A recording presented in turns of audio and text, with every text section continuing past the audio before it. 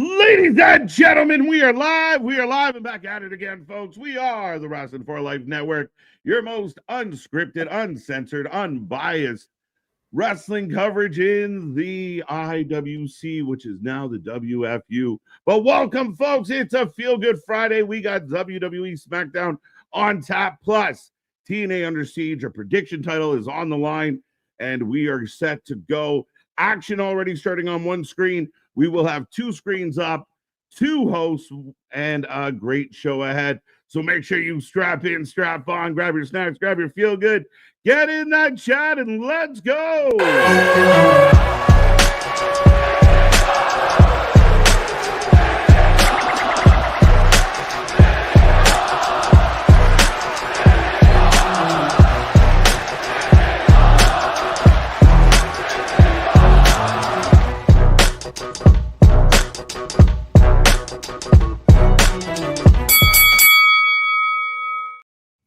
Ding, ding, ding. We are live and back at it again, folks. Like I said, we are the Wrestling for Life Network. This is another live stream, and we are set to go on a Feel Good Friday. Like we said, it's going to be a fun one. Lots talking about. Me and that pretty face got you for all of SmackDown, all of Under Siege. We're back tomorrow for Saturday Night Main Event.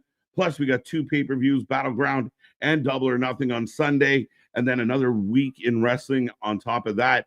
So, folks, again, be a friend, tell a friend, like, share, subscribe, click all those buttons. Don't forget those little reaction buttons in the bottom of your screen. Click those, help the algorithm, let YouTube know what is up. But welcome back again. Hope everyone's happy, healthy, and safe. I will remind everybody, I am Mr. Every Night KJ White, the Iron Man of YouTube. That is Big Nick. Ladies and gentlemen, boys and girls, children of all ages, the Wrestling for Life Network proudly brings you its YouTube tag stream champions of the world, the Every Night Delight, KJ White. I'm Big Nick, and yes, we've got the go-home show, SmackDown, for Saturday Main Event, and we've also got the pre-show right now kicking off for Under Siege. Does Under Siege feel a little under siege, pardon my pun, this weekend of when it comes to view and eyeballs, attention, and everything? Yeah, in a lot of ways. Friday night shows, we've talked about it for a long time. I wish that TNA would do special impacts, kind of like what we see a lot from AEW, NXT a little bit of, make it, Impact Under Siege. And these are your bonus shows that you put in place instead of the Fridays. Friday, they kind of get eaten up. SmackDown's on, a lot of eyes on SmackDown. And on top of that, I think that this is a little bit of an underwhelming Under Siege. A little underbooked, a little half-baked, a little not poorly booked, especially. Like I've got Robert Stone right now. Robbie Stone. Show. And yes, Mark Stone again. Fair enough. But no, I was trying to, while you were talking I see a couple people in the chat already saying that WrestleMania London. So I was just seeing if that was an actual confirmed thing, because it's still TBD, to be determined where WrestleMania may be come 42. Yeah, a lot of reports. And again, we always caution everybody, check your sources, know what we're up to. The big news of the last couple days, the last 24 hours or so, not going to have WrestleMania in New Orleans. I know some people who love, wait, we got company. We got Santino. Yes, Giancino, Robert Stone, Mark Stone. He would call. See, you're just doing your Santino. Call it a Mark Stone. Mark Stone. Marcus Stone. Yes. Mark Stoney? Robbie Z. Robbie D. Yeah, because he was one of the Robbies in TNA too. Shout out to our buddy Spaz, who's just off of the left corner of the ring there. So hope Spaz has a fun night tonight. Big supporter of the channel. So he's 45 minutes down the road from me right now hanging out. So it's pretty cool. So if KJ takes a pause, be looking for a run-in, folks. Right? I mean, again, it's so weird. I like the smaller venues in that. Like, I mean, I played puck in that arena. It's pretty cool. It's pretty cool to see. But, folks, I will remind everybody out there, the Prediction Championship is on the line for tonight. Under Siege only. We will prompt you as always. We will let you know what match. You get a bonus point if you predict the pre-show match correctly as well. And we're going to have it out. And then tomorrow we're going to put the title on the line again. Sunday we're going to put it on the line again. Sunday we're going to jam them all together. So combined total, because we can't split this shit up. We got to go all out. So that's what's up for the prediction belt. If you haven't been the prediction champion before, don't be quiet, don't be shy. When we ask you who's going to win, you have from then until we close the window to get your answer into the chat. Make sure you do so, or you won't get any points. And lately, tiebreakers matter. Yes, and that's the thing, is it is in the chat. It's not just if we say who you think's going to win. When it's prompted in the chat. Yeah, it doesn't count if you say it in your head. It doesn't count if you say it after. It doesn't count if you don't say it at all. It doesn't count. Right. What else going on in the wrestling world, Nick, as we set up tonight? Do you want to talk about tonight's card? Or do you got something? Oh, I didn't know if you were fully done talking about the potential of WrestleMania being this, there, the third, because that's still been the whole topic. No, you're good. The ADD kicks in. It's all good. I got you, my guy. That's why we're a tag team. But there's been a lot of discussion, I'll say, a lot of people already preemptively presuming, if I can even say the words, of that WrestleMania is going back to Vegas. That because TKO, UFC pretty much has a residency in Vegas. Mm-hmm. They do most of their operations out of Vegas. Vegas kind of wants to have one of the big sporting events once a year type deal. Is this just become the ultimate money grab of we're just going to take up WrestleMania is going to have a residency in Vegas next to fucking Barbra Streisand? I hate the idea that it's going to, have an annual. I know somebody the Wrestling Observer was the source on a lot of this. So I don't want it to go back to Vegas. I don't.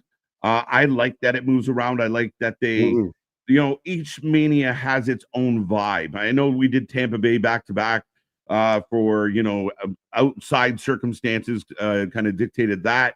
But ultimately, I like them traveling around. I like the stages and everything else that kind of comes with the city that it's in.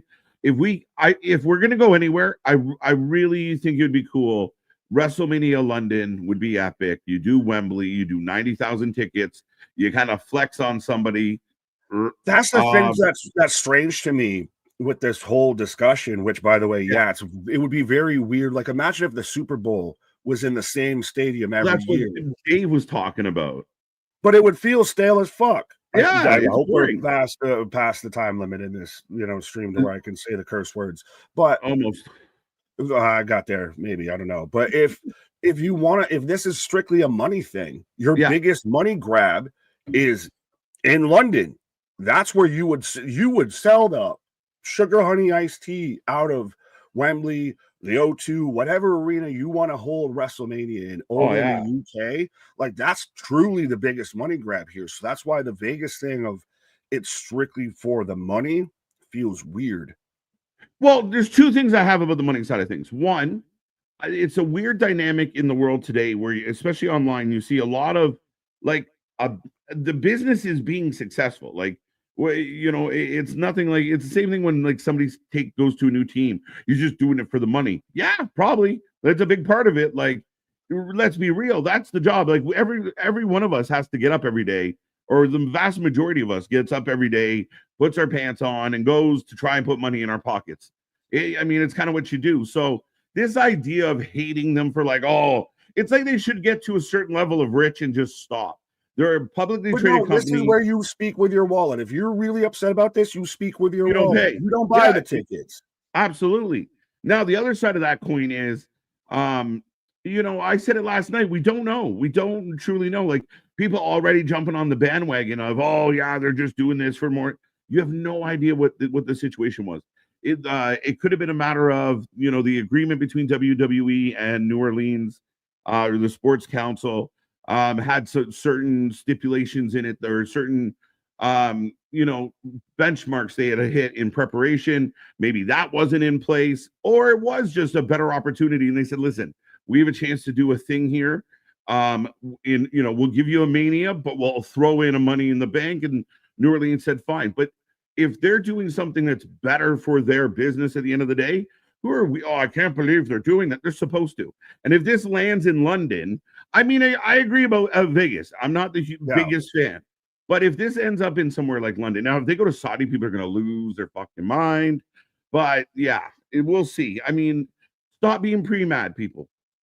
Well, this seems like this was a bit of a prenup situation here, but yeah, it would be worse if they had a WrestleMania in Saudi than if they had a WrestleMania in Vegas again. Mhm. But again, to me, it should change.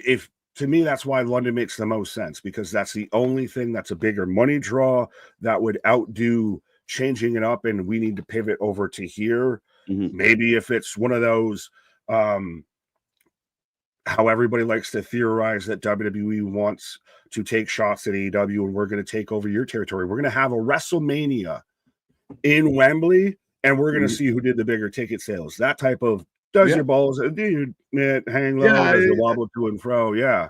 Yeah. Now, like, again, we don't know what happens behind the scenes, and it's rare. It's rare for the WWE to cancel or to change something unless they have to. We saw it recently with NXT. Now that was based on sales, wasn't moving very good. A busy weekend. You might have saturated that market, so you go back to the Performance Center.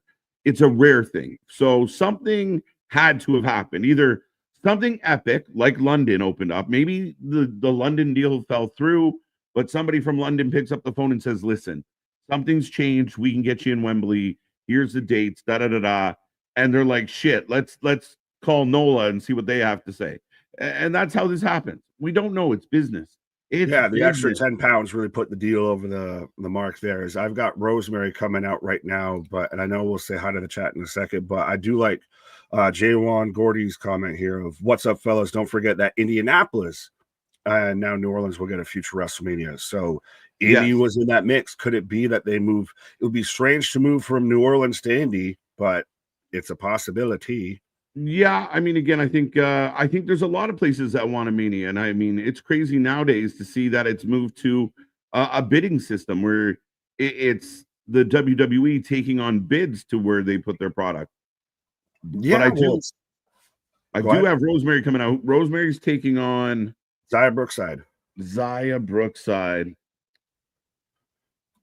I know. All right, folks. I'm out here watching TNA with Anthony. But yeah, get your votes in, folks.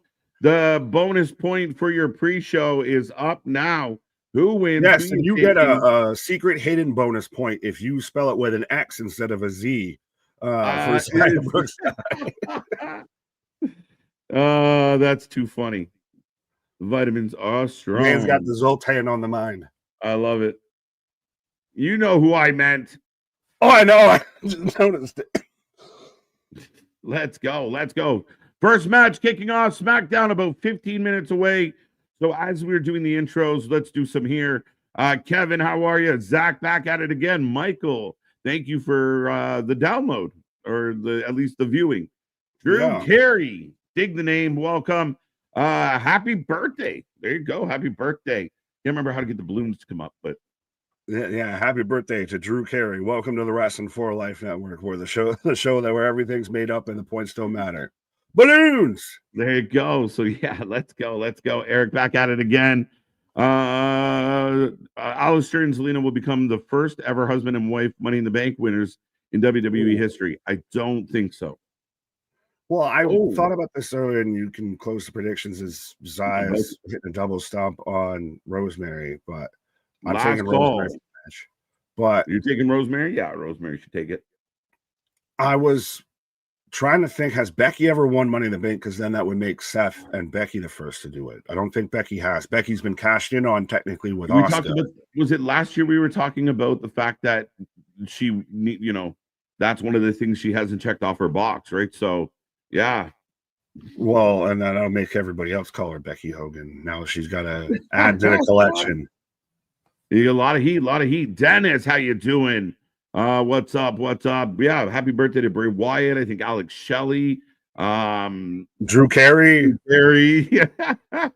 Well, and with the Wyatt birthday thing, there's been the rumor going around, and I believe they're also in it's Bo's hometown that the show's in. So do we see the Wyatt 6 tonight? Again, I think this is a rumor that we create online and then it gets spread like broken telephone. But we've been waiting. I've been waiting. We're like, what are you going to do? But just don't be mad if it don't happen, folks. No, don't be mad if it don't happen. I don't trust it as it is. So yeah, again, we'll see. it'd be a big surprise, and it'll be very curious to see what this is about and where they go with this. How do they reignite it? Can they reignite it? Yeah, well, does it become just, a best of tribute? And especially with it being on his birthday and everything, it does feel a little like you said, can they reignite it? Where do they start over, start anew with this? Absolutely. I don't know where it goes, Nick. It's really a tricky one. Right? Hey, Michael Lyon, how you doing? How you doing? Let's go. Let's go. Welcome back. Ask old people. Love the name. Sup? How you doing? Clay Wait, does Lewis. that mean we're old peoples? Maybe. Clay Lewis, how you doing? How you doing? Damien, welcome back. Bradley, the giver of gifts. Michael Spikes. Christian with a novel. What's up? Everyone fired up for SmackDown tonight. Fired up for Saturday Night Main Event. Fired up for Indianapolis 500 and AEW Double or Nothing with my favorite match, Anarchy in the Arena. Yes, it's going to be an insane weekend. We're here live a lot all weekend long, folks. So again, be a friend, tell a friend, and let's jam these live streams. We want to see triple digits in all the chats. So get in there. Let us know what is on your wrestling mind, and bring all your friends. Don't let them miss out. Be a good friend by sharing the word of Wrestling for Life Network. Yeah, spread the good gospel. And we're ever so close to 7K subscribers here. And then we get to 8K, 9K. We're on the road to 10K, but we're ever so close to 7K subscribers. So absolutely. If you haven't done it already, you're doing yourself a disservice. Ring that bell notification. Like the start of every wrestling match, ring that bell. Ding, ding, ding. And speaking of ding, ding, ding, Rosemary all over Zaya right now as she's fighting to get back to her feet. The Eat God, welcome. Let's go. Use all those hashtags. Let's go. And tribalism, love it. Looking forward to AJ Francis versus Mike Santana. Could be a surprising match of the night contender. I think out of at least what's under Siege, now that we know that Macklin won't be there due to his fractured skull. But I think AJ Francis, Mike Santana might be the best match of the night. Like, especially when it comes to, I won't say overall for tonight, because we do have, by the way, on SmackDown, we have the tag titles, Street Profits versus Fraxium. Should be good. I think the best match on Under Siege will probably be Santana Francis. Yeah, it really could be. It really could be. I mean, I'm not expecting an epic tag match in the main event. So, yeah, I mean, it'll be very interesting. That could definitely steal the show tonight, which is crazy. Well, I think tag match is best show of the night, or best match of the night. I think we could see new champs. Oh, bold. I like it. Right. Big Dog, the program may contain unadulterated silliness, absurdity, and a spat or two between Nick. We're not spatting at each other. Right. Non-parental guidance is suggested, but not required. Hashtag WFU. Big Dog, good to see you. Eric, welcome back. Jerome, Ridge, Damien, got you. Michael, 316. Been a minute, sir, since day one with the deal with TKO. The WWE made a deal with the devil. Wrong. No. You're just watching big business operate, folks. And again, it's the way it goes. And they are trying to maximize profits, but this is a different animal. And for all the people that act like things are falling apart, things are worse than ever, somebody had the audacity, Nick, to throw out, man, I miss Vince. How fucking insane. Again, it's like almost like a dig, like, oh, things were better when Vince was doing things. First and foremost, look at who you're willing to get behind and to try and prove a point. That's disgusting unto itself, because we know the claims and we know the truth. So in a lot of the claims, now we don't know everything, but nonetheless, did he do it? There's a whole lot of creepy smoke with this fire. Right. Well, and it's just one of those things of, can we just not, as wrestling fans, like always act like Chicken Little, of like the world is falling in anytime something kind of changes or doesn't go the way we want it to go? Like, and even then, like you said, it's, are we gangbanging about Disney Plus owning half of every sort of entertainment industry? Right. Like, this is peanuts to fucking, big bucks out there. It really is. It's a really weird take. But I mean, again, the idea that, that whatever's happening with the WWE right now, they're on fire. And we've talked about it for a while, you and I, on these streams of the bit of the wrestling renaissance and the resurgence of wrestling popularity and more celebrities getting involved and more celebrity participation and visibility. It's booming. They're selling out everywhere. And I know there's a lot of talk about the pricing out, but they're selling out everything they do. So I get it. There's a pocket that whine and cry and they're so mad, but they're killing it. They're killing it no matter what you think. We're going back to the full circle now where the snake eating its own tail of we wanted wrestling to be cool again. And now we don't like that it's cool again. And we want to keep it to ourselves and it needs to be insiders and everything. Yeah, I agree. Right. If you don't like them going back to Vegas, you don't agree with ticket prices and everything like that, you speak with your wallet.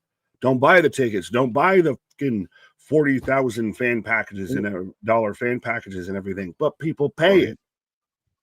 Absolutely. That's where you're stuck. I mean, you can complain all you want, but the buildings are full. If the buildings start showing up half empty, then we'll have a conversation. But until then, you're on your own. Right. This might be one of my funniest comments, and I know I'm skipping the line here, but Dougie Fresh, I can't do the beatboxing that he does, but are you guys the same person? One is from the future. That is amazing. That is absolutely amazing. You get a star. No, well, I'm surprised. I guess that puts me in the Kevin Owens family tree there. I'm in the evolution. So Rosemary had a staple gun. She got it pulled away. She got a belt. Now Zaya Brookside has the belt. She's got a strap. What's up, OG Dale? What's up, Theater? Disqualification. Well, in a sense, Rosemary wins. This has made Rosemary win because part of this whole story was Rosemary trying to turn Zaya Brookside to the dark side. Well, she snapped. So Rosemary gets the win. Yeah, but hey. Yeah, now Rosemary or Zaya's gone to the dark side. Embrace the hate. Oh, now she's taking it out on security. Zaya Brookside taking everybody out. J1, how's it going? Dale, good to see you. Damien, good to see you.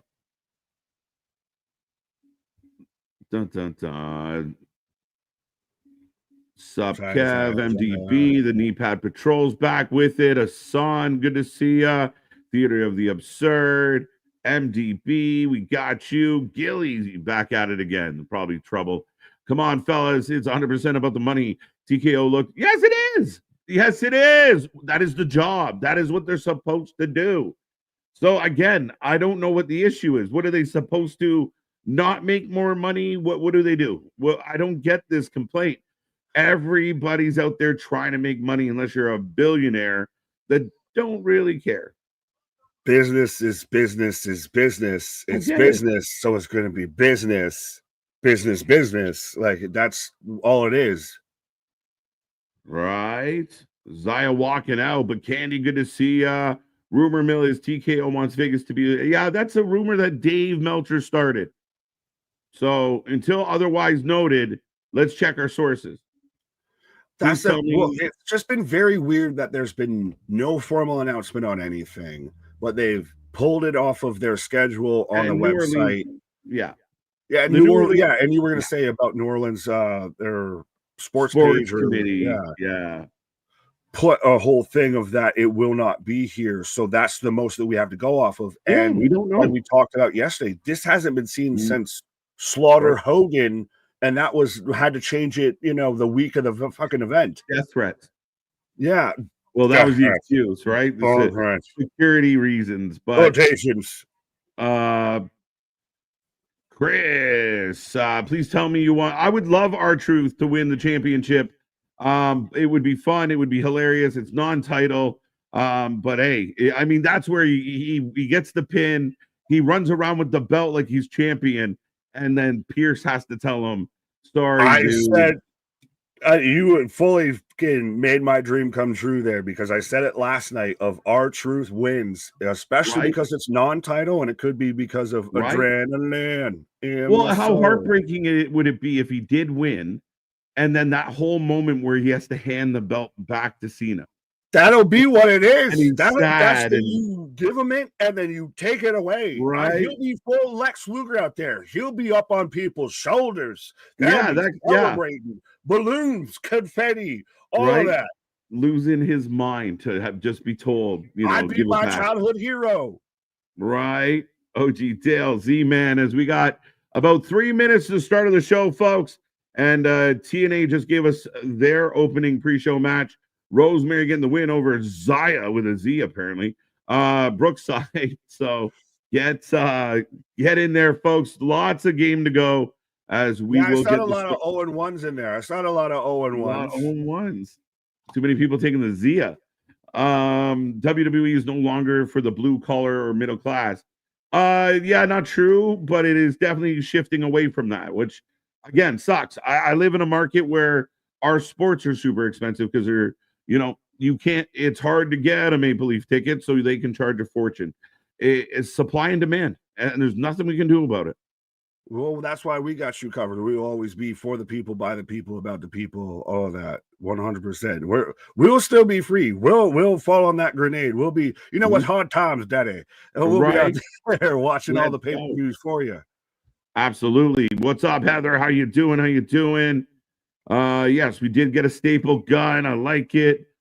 Welcome, Safit. Good to see we got Zuggy. Yeah. Looks similar, nice beards. Yeah, just mine's aged and weathered. It's like a fine wine, my guy. Trust me, the last time you tried to get this, you know, just for men color in there, it took you 7 months to get it out. Right. We all was wrong. 1-0, 0-1. F and DQ. Kevin. Yeah. It happens. Right. She turned to the dark side. On a Kimura 5 years later. Absolutely. So I'm getting a video package now for the main event of tonight's Under Siege show. Yo, what's with the dude with the Bioflex and TNA? Right. Homie about to get thrown out before the show even starts. Right. How you doing, Jordan Smith? What's going on? Boston, what up? Jobson, birthday in 5 days. Let's go, buddy. Haddock and Lobster, Mac. I like it a lot. Sounds good to go, but I hope you're doing well, sir. Stop bitching and complaining. There you go. And shout out Jobson became a member for 5 months, by the way. Did we miss a 5-monther? Oh, yes. No, you clicked on Jobson. So you read his comment, but didn't mention that. Right. Did you know there is a Hard Times beef jerky? Fun facts with MDB here. Right. Why would I want to know that? Right. But yeah, we do have a match. The order 4. I mean, we got not going to have that on the pre-show because we got 1 minute left on the pre-show. As we got like getting into the main show. We have a TBD on the card. Ooh, who could be? Right, but at the top of the hour, folks, any moment now, Nick and I are going to sync up, dial in, get ready to go. You can do the same at home, and again, be a friend, tell a friend. Let's get triple digits in the chat tonight as we bring you Under Siege and SmackDown. Do our best to keep our wires uncrossed because you don't want to cross your wires, Nick. But I am getting ready to go with SmackDown. Right. Which one's going to pop off first? I have then on SmackDown. Now it'd be a blessing if we don't have to touch anything. It'd be funny. Forever. Yes. FBI warning on TNA. I haven't pulled it up yet, but we were almost there. I got together on SmackDown and we couldn't come together. Pause right now, folks, as we're watching both shows at the same time here. We got you covered again, as always, on all the wrestling action. We got the Go Home show, Friday Night SmackDown. We got the overhead shot of Savannah, Georgia.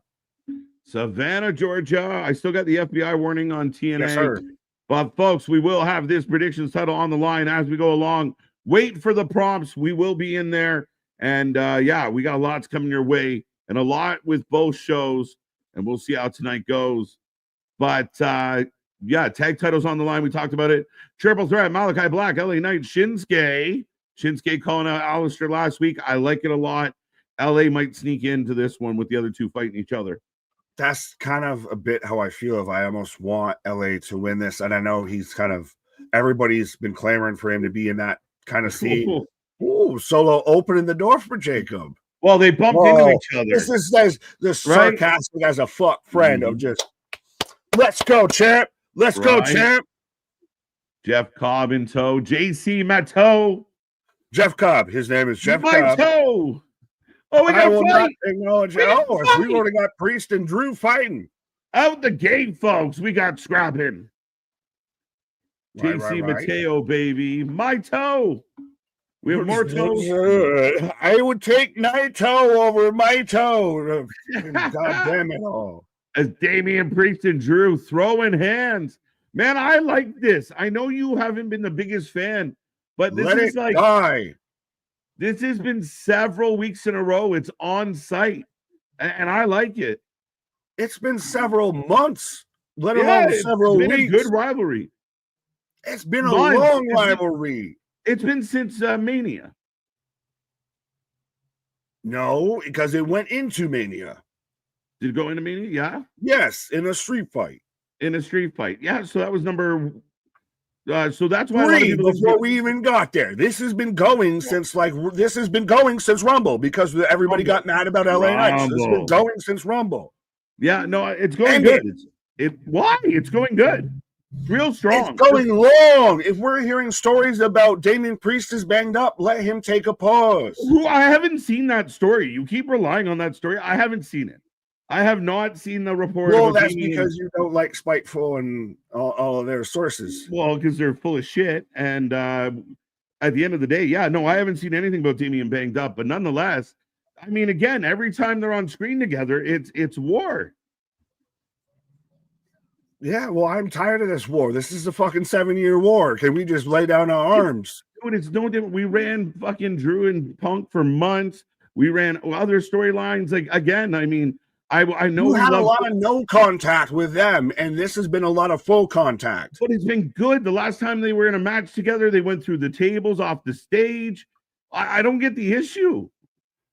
Well, I got a tissue because I got Tiffany on one screen and I got Mike Santana popping up on the other screen here right now. All right, folks, who's going to win as we're kicking this one off with Santana? And I didn't expect this. Right. Yeah. Well, I didn't expect we're coming out guns blazing on both sides here. We got Tiffany now. A Tiffany promo, I don't know, is guns blazing. Well, it depends on how much you like Tiffany. And I got Mike Santana on the other side. That's definitely at least guns blazing.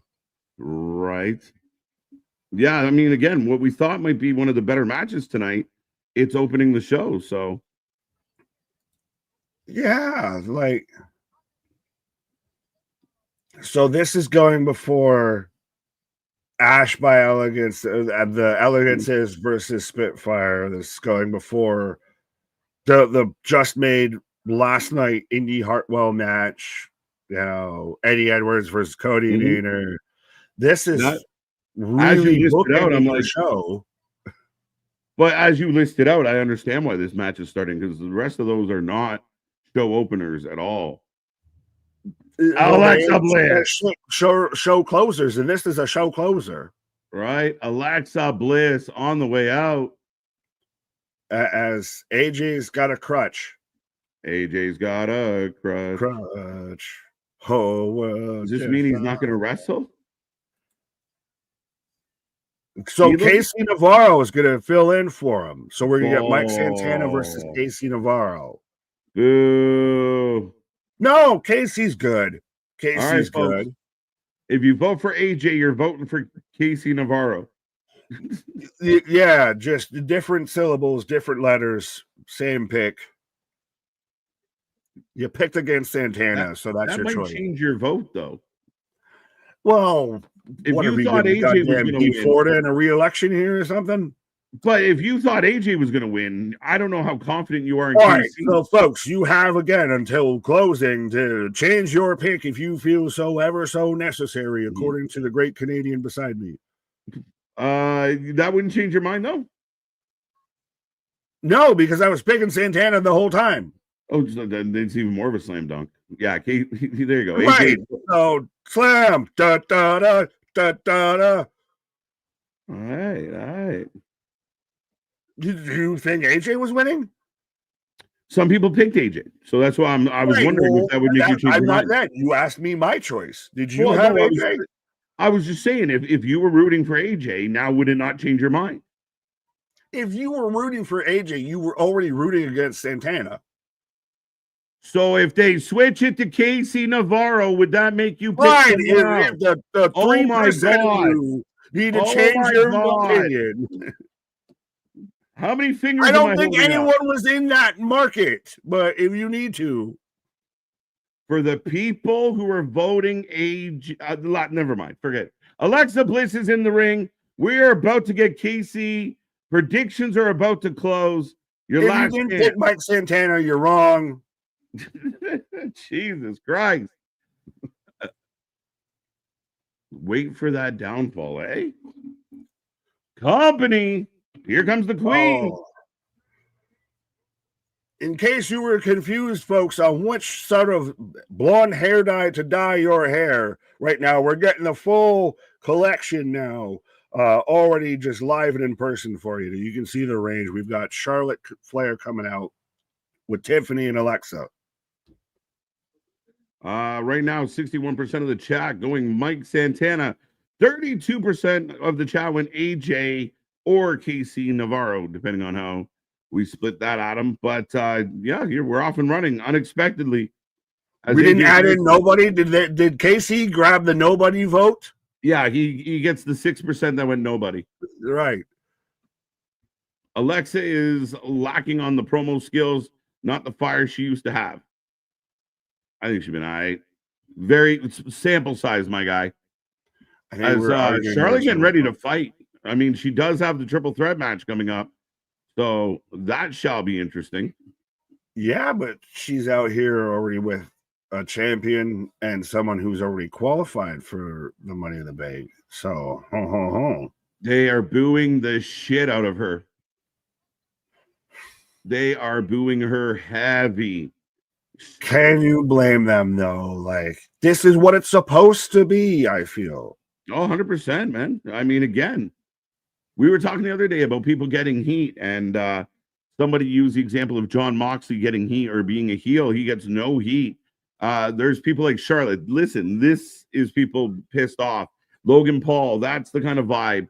Moxley not in that repertoire, guys. Oh, no. Moxley is silence. He is the antithesis of even the X-Pac or whatever, the go away heat. He gets nothing. Right. Survivor Series is going to be in January at this point. Why would that be a thing? That doesn't make any sense. Right. Maths ain't mathin'. They're just booing the hell out of her. I love this, though, from no reason. You get a star, sir. I know I'm skipping no but if reason. YouTube had an award for the best sports entertainment stream, I'd call them the Yammies and nominate the Wrestling for Life Network. Well, I would love a Yammy. I would never turn down a good Yammy. Yeah, well, by the way, we do, shameless plug, we do also have the Golden KJs, which now that we're getting into May and the end of heading towards June, we're at the midlifeies almost. The midlifeies. Yeah, we're at a midlifeies crises. And then we've got the end of the year for lifeies. Right. All the blondes in the ring. Tiffany reminds Charlotte that she's the upgraded version, including free airbags. Motherfucker. Oh, Tiffy time walking out. Oh, as AJ tried to trip Mike Santana with his crutch and couldn't even do that, right? Oh, AJ going back to limping. Right. Well, KC with a 619. I want to see. Tilt-a-whirl DDT. You're slightly ahead. I'm getting the tilt-a-whirl right now. All right. Let me know when you get the end of a 2 count. Navarro, 1, 2, kick out. Okay. Here comes Julia. Oh, sorry, Nick. No, I was just saying, as we got Julia, I was saying the same thing you were. Folks, remember, SmackDown does not count. Don't include it in your score. Don't confuse the situation. I'm not going to put the SmackDown, pick your shot on this one. Only Under Siege counts for the prediction title. Don't make my homework hard. Just follow the rules. But Julia staring down the champion as we are about to get Charlotte, Vega, and Julia.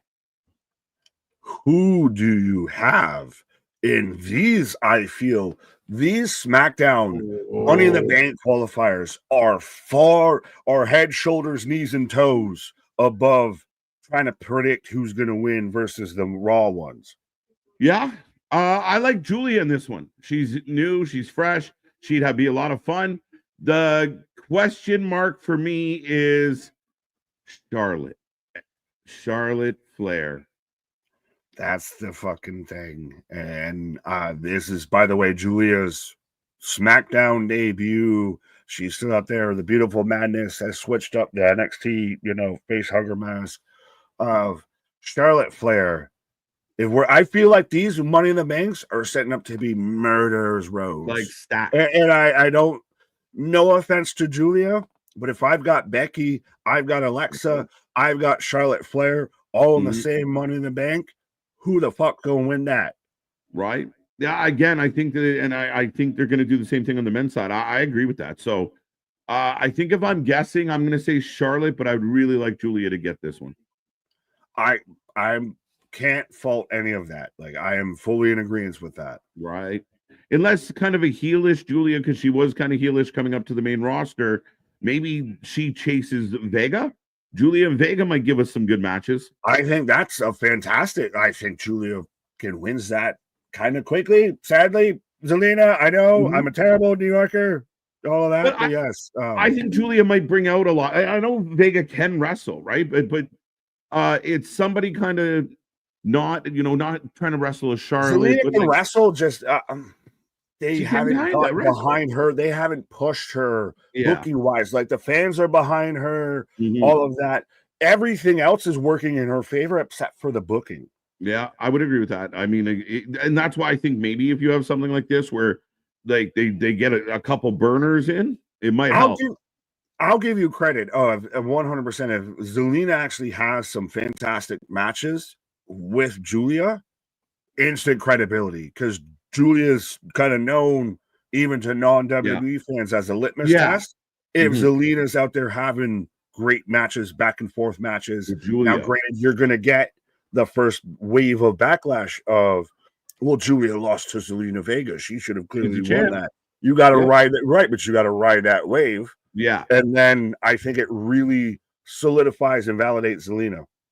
I think so. I think giving her an opportunity to show off her skills. I know she can move, and I think at times she's been in there with like a Piper Nivens and such. I think someone like Julia is more in her like in her weight category. Like, it feels like she doesn't wrestle a lot in her. So little. Well, yeah, in her weight bracket. Right. People are gonna be pissed. I don't think they care. And as you can tell right now, Charlotte getting tons of heat. Her winning this, I mean, if she wins Money in the Bank, the people are gonna be mad. Everybody's gonna be fucking mad about this women's Money in the Bank, because you got Rhea, you got Alexa, you got Becky, you got potentially Charlotte. Everybody gonna be big mad. Oh, there's a lot of names in there. Julia for the win. By the way, that's a murderer's fucking row. If those four names right there, who do you think could win out of that? Again, a crapshoot. Any one of them can win it, because any one of them already has that stature. So shit. But Mike Santana, that's why they have the best women's division. Oh, for sure. But right now, Santana just carrying Navarro around. Right. I think Buckle that was bomb. supposed to be a buckle bomb, but he more unicorn horned him. Cannonball. Byron, I think Joe Hendry should stay in TNA. I think Joe Hendry has outgrown TNA, and Joe Hendry is going to do really great things on a big platform with a marketing machine like WWE behind him. Imagine the music videos. Right now, which would you say has been the more lucrative deal for both sides? AEW and New Japan, or WWE and TNA? It's kind of apples and oranges to a degree, and one is more of been a pillaging than a partnership. That's what I'm saying. That's the point of for everybody that was worried. Go, Casey just dropped. Sparked out. Yeah, Sparky plug. The lights go out in Georgia. Mike Santana goes for the discus forearm, and Navarro just goes down, but Santana says tough break. He's gonna lose on a fucking DQ. Oh, yo, the whirly bird into a roll through. Wait, bang bang! This is clothesline. I thought he was gonna lose on a DQ because the ref was gonna stop it. 1, 2, 3. Mike Santana, Zelina Vega, all the Ricans on fire. Literally, all the Ricans just showed up right now. She's cosplaying Seth Rollins' entrance from what was it? It was it 34 or right 40? No, because when he showed up in that flame ass attire before. 34 sounds better than 40, I believe. But Vega here, your U.S. champion. I speak for all WWE. Right. I speak for all WWE fans when I say I don't want Joe Hendry. No, you don't. And no, you speak for you. Yeah, I know you beat this drum pretty hard, but AJ's up with the crutch. Yeah, not at all. So Casey wasn't in on the lie. Casey's selling this like I didn't know you really was not hurt, my guy. Yeah, no shit. All right. Oh, yeah, Casey just not really happy with this. Well, here we go. Triple threat. Julia, Charlotte, Vega. How will this one go? Yo. And Zelina doing her best Io Sky between Julia and Charlotte of, hello, I'm here too. Hello. Right. Yeah. Oh, there goes Vega. Well, do we think that no champion's going to win a Money in the Bank qualifier? We tend to think that way. People get really mad of like, why is the U.S. champion in this?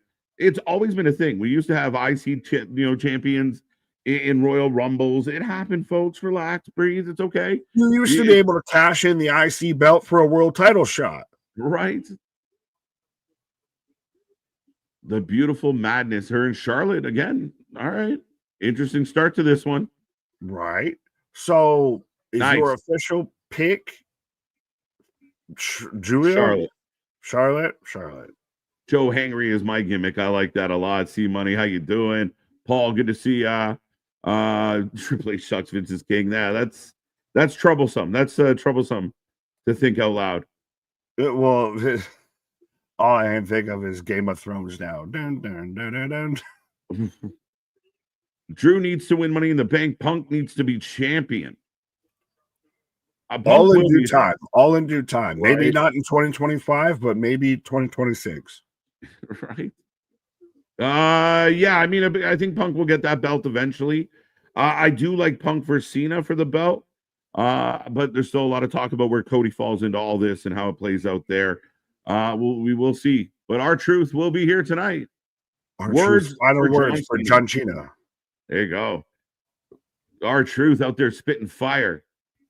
Yeah. Well, again, that maybe it's a short tier list, but again, best rapper gimmicks, or musical gimmicks, what have you, in wrestling. I think it's tied almost between John Cena and R-Truth. It's neck and neck, man. But Julia in control right now of Charlotte. With a twist of the neck. Speaking of neck and necks, the crowd is dead. Like dead. Oh, they're fired up for Julia. She did the neck twist thing and nobody reacted. It was just like, it didn't even look good. Well, because in 2025, like, are you going to break their neck? Are you going to kill them right now, live, publicly? Oh.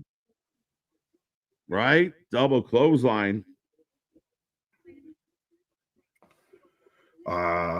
Boston, Nick, you just came up with a great idea. Wrestlers who have the mid-card title can trade that title in for a title shot at the champ if they choose. That would make for a lot of interesting scenarios. I didn't come up with it. It's just can watch wrestling from before now. And TNA still does that with the X Division belt. Yes. That's the original OG, triple OG Money in the Bank. Right? Brampton City Councilor, shout out. Yo, if these are like your city officials, can I move there? Like, they're all just bros. They are all three Labats to the wind right now, my guy. He looks like my cousin. He looks as toasty as you do at times when we get off stream. Vega, moonsault to the floor. Who's the honey? What are the honey badgers? I don't know. You live there. That tells you all you need to know.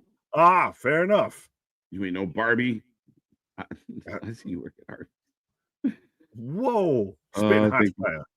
There you go. Thank you for the bonus match. 1-1. Charlotte with her automatic.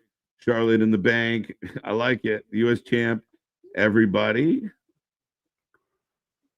Yeah, fact. Well, Zelina's out there, you know. She even beat Chelsea Green, and everyone was all up in arms because she lost to Alexa Bliss. Right. What's up, AD? How you doing? How you doing? She's got to earn her stripes. Are they chanting "We want tables"? I don't know. I have a commercial, and I have a Cody Deaner video package. Yeah. So right now, Julia and Charlotte working together on Vega, but the crowd has broken out into a "We want tables" chant, or Sable, one of the two. We want Sable. We don't want Brock. We want Sable. Just Sable. Right? Don't talk. Yeah, I try not to talk on behalf of other people. Try not to be offended on behalf of other people. And just remember, folks, you don't work there. Yeah, well, and that's the worst thing. I definitely don't try and speak on your behalf, but it's even more egregious to me if you're offended on someone's behalf. Like, it's so annoying. That's the literal pre-mad. You're mad because you think they would be mad. Fuck are you doing? And it ends up being insulting in the sense of they are too dumb to realize they should be offended. Get the fuck out of here. You don't get that they just insulted you. Well, yeah, I'll defend you. Shove your cape up your ass. I don't know if that's fully what I was going with this, but I guess someone who was trying to defend me, Boston, well, sorry for trying to be nice, Nick. I'll never do it again. Oh, it's okay. So Eddie Edwards is coming up next, folks, on TNA. I will put the prompt into the chat as we are rolling here. Eddie Edwards taking on Deaner. Deaner needs the win to maintain his employment. Who you taking? Who you taking? Who you taking? The prediction prompt is up now. Yes, folks. Only in the world of pro wrestling could you have to fight a coworker to maintain your employment. 100%. It's not even that if Eddie Edwards loses, he's fired. That's not even a feast or fired. It's just if you don't want to get fired, Deaner, then you got to beat this guy. You got to beat Steve from accounting. EY talking to Deaner, which is funny because Deaner killed EY. Remember, EY died and went to the WWE and then, resurrected. So Deaner, his murderer, is now talking to him. That's kind of cute. What kind of cross, alphabetical do we need to do to make EY and JC work here? Yeah, right. All the initials. But here comes the system. Eddie Edwards, get your votes in. Who you taking? Second match of the night. Remember, we also have a triple threat going on right now as we do have Charlotte, Julia, and Vega in a bit of a battle. Talk about that. I don't need Alicia Edwards and Eddie Edwards on the screen. No. This is no good. Alicia's great. Where's Anthony? I was about to ask you, would you take Alicia Edwards or Rebby Hardy? The fact that you're having to hesitate that much about it tells me that my question hit. There is more upside to Alicia Edwards than Rebby Hardy. she shuts up more. Well, and like I mean, she can actually at least she'll get in the ring and do some stuff for you. Knockouts. Fair. God, You know, God, there's a little more upside. Right, down goes Vega. A little more upside. Right? Isn't Diener from Jersey Shore? That's hilarious. Cody Diener. He's from the Canadian classic movie Fubar. You haven't seen Fubar, you need to look it up. A Canadian classic. Dude, does it mean the same in Yes. Okay. Yes. Oh, I don't know. We're crossing international waters here. Right. I don't know a kilogram from a well, that's a whole different argument. Julia, big kick. Right. Down Charlotte goes 2 count. Fantasy booking Eddie and Alicia versus Johnny and Candice. The yawn match. The vanilla couple match. That's just swingers. That's just a fishbowl match. What you should do is Johnny Nitro, Johnny Mundo, Johnny Morrison versus Taya Valkyrie, because God knows where she's been, or Macklin versus Deonna Purrazzo, because again, God knows where she's been. Right. Charlotte, wait, on fire right now, but Zelina going for the. She got it. No. Julia kick in the face, knee in the face. Yeah. Double scoop, vanilla. The dullest wizard, the glitteriest wizard. Right. Could TNA really do like a couples division? We could almost. There's several. As I'm about to close up the predictions, folks, as Diener and Eddie are smacking each other to start this one off. Get your votes in if you haven't. Prediction title is on the line.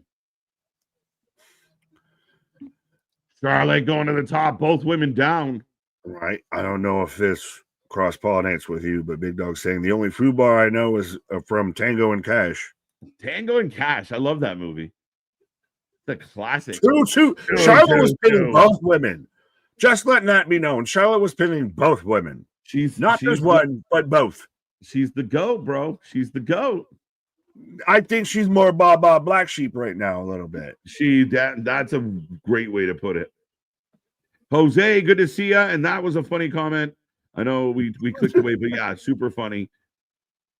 I mean, I think we curse on a special level. But why? What was the comment about us cursing? This made me laugh. Where is it? Jose. Oh, in Canada, it means fricked up beyond all recognition. Yes. But Vega setting both women up for a 619. It's been a bit of a slow match. Crowd has been up and down. So she hit Charlotte with that, and Julia blew up the shrapnel. She got peripheral. But Julia, you ever drove in the peripheral? Oh shit, spear. The crowd is selling everything Charlotte does. Yes. She is the ultimate heel, which is what she was supposed to be all along. They're not she booing. Got confused along the fucking Golden Brick Road. But they're not even booing. They're just kind of watching. They're just like, they're booing a little bit there. But out goes Vega. They're just waiting for the crash out. No, roll her up. Here it goes. 1, 2, 3. 2, 2, 2. That's that Canadian man. 1, 2, 3. 1, 2, 3. Figure 4. Don't tap Julia. Meteora. Oh, fucking code red from the south of heaven. Oh my God. Christ. Good. The match around that shit. It's turning out to be a really good match, folks. It's picked up in a big way. We expected it to be a good match. I think don't know who's going to win. That's the Montreal Screwjob count. 1, 2, 3. 1, 2, 3. No, 1. Yeah. 3. Literally. Charlotte missing in the corner. Didn't look great. Oh, Vega. Big ass move. Going for another figure 4. Will she turn it into the 8? Oh, Julia. Julia's going up though. Julia takes a moment. Yes. Oh, she bridge. Don't stop. Julia, stop on the knee. On the knee. Charlotte you knew that after Zoe Stark. Yeah, Charlotte dropped that London Bridge real quick when she saw Julia coming. Yeah, London Bridge. Julia, 1, 2, 3. Holy sugar honey ice tea. Good job. People who are shitting on Triple H, this is good job. Well, you've said it now for a couple of streams and everything, and it really holds a lot more weight now as time goes on. WWE does not get credit for what it actually presents in ring because it gets clouded by it being the spectacle. It gets it has a Travis Scott smoke cloud over it. Yeah, it's like the default setting, right? Like it's the go-to of, there's this, there's this company. It's all about the goofy entertainment. It's not really about the wrestling. And sometimes it is. You're right. Like we get theatrical stuff and we get over-the-top production. But then we get good. I don't think they get credit for the matches they do pull off, as I got hashtag DIY. But we've gotten a lot of those matches now in quick succession, step in time, all of that, of really good in-ring action. Like we got it on NXT this week with Shawn Legacy. Christ, at this point, I'm already forgetting. Oh, Shantae the Adonis. How dare I forget Shantae? Yeah, how could you forget him? I know, my favorite out there, hitting the shitty instead of the gritty. But when you have that match, that was fantastic. And now WWE showing not only can we do storytelling, we can do it and match it in ring. Because now we've got the best of the best all going at each other. Yeah, and I feel like what he's done a little different, especially from the late Vince McMahon times, matches are getting a good amount of time. Like even that match, if that was if we turn the clock back a little, that would have been a 4.5, 5 minute match with a roll up. We got 3 hours now, and we might not be going away from 3 hours. Well, yeah, we're apparently things seem like they're in flux in the WWE at the moment. So, definitely interesting. But we just got DIY cut a really good pre-tape promo. As the action continues, MCMG coming out. Are they fighting DIY? No, this is going to be Sabin versus Ciampa. Sabin versus Ciampa, folks. Again, SmackDown does not count for your predictions. And Diener is on fire right now. Nick, I will be right back, sir. Right. So if you cost Cody Diener, we're all going to know that this man just took an Uber, a quick cab out here. He's just a hop, skip, and a jump away from causing a run in here. So if KJ costs Cody Diener, his TNA contract, everybody that's watching right now, everybody in the comments gets a shirt. I'm going to just say that. But as we're getting Chris Sabin versus Tommaso Ciampa, I feel, that's the match that they announced that's coming up next. I still am so thrown off with Ciampa with the shaved beard. What really made me fall in love with Ciampa was when he was the heel, when he turned on Gargano with the Black Heart coming out with no music, all of that, as we're bigging up all the DLC on 2K25. And we still got Diener versus Eddie Edwards going on right now. So let me know who's taking Sabin for the win. I just Googled the film and it looks interesting. What film are we? Oh, we're still stuck on the Foo Bars here. But yes. MD Julia advances to Money in the Bank. Yes, she does. Work rate gymnastics wrestling is ruining wrestling. Paul, I almost just want to say you need to be more specific on that, but I don't think so. Who the fuck is that Paul White's kid? He literally looks like young goddamn Big Show. But no, slice bread from Cody onto Eddie on the outside. So I'm going to focus on this. Work rate gymnastics wrestling is ruining wrestling. No, it is poor booking is ruining wrestling. Poor storytelling, poor creative. because that's the thing, is you can watch any bit of wrestling. We just watched with Charlotte, Zelina, and Julia, and they still hit moves from off the top rope. They still hit all the work rate spots and everything. We had Charlotte out there set up in a figure eight, and then needs to stomp in the center of it, of the middle of it. And it's to say it's just on the style of wrestling or the work rate thing and everything, that I don't want to fully say that hasn't contributed to things and people put too much of a focus on that. But it's all in all, it's always the creative. It's all on how you present it. It's and then in any sort of form or any sort of thing going on, doesn't matter. It's all on how you present it. If you present it the right way, it comes across tenfold better. But MDB, I want Big B. God damn you, MDB. I was trying to stay on up and ups here. Enjoying the stream. Thank you. Outspoken. Shout out. Well, appreciate you, my guy. And trust me, you have the appropriate, username or for when it comes to being around here of Outspoken. But yes, be a friend, folks. As I see, we've got 94 right now kicking it with us as we're ever so close to 7K subscribers. Like I said, we're trying to reach triple digits. We're kicking off essentially the multiverse mania of pay-per-views and everything of low blow by Alicia Edwards to Cody Deaner because of the ref distraction. What in the Aubrey Edwards is happening?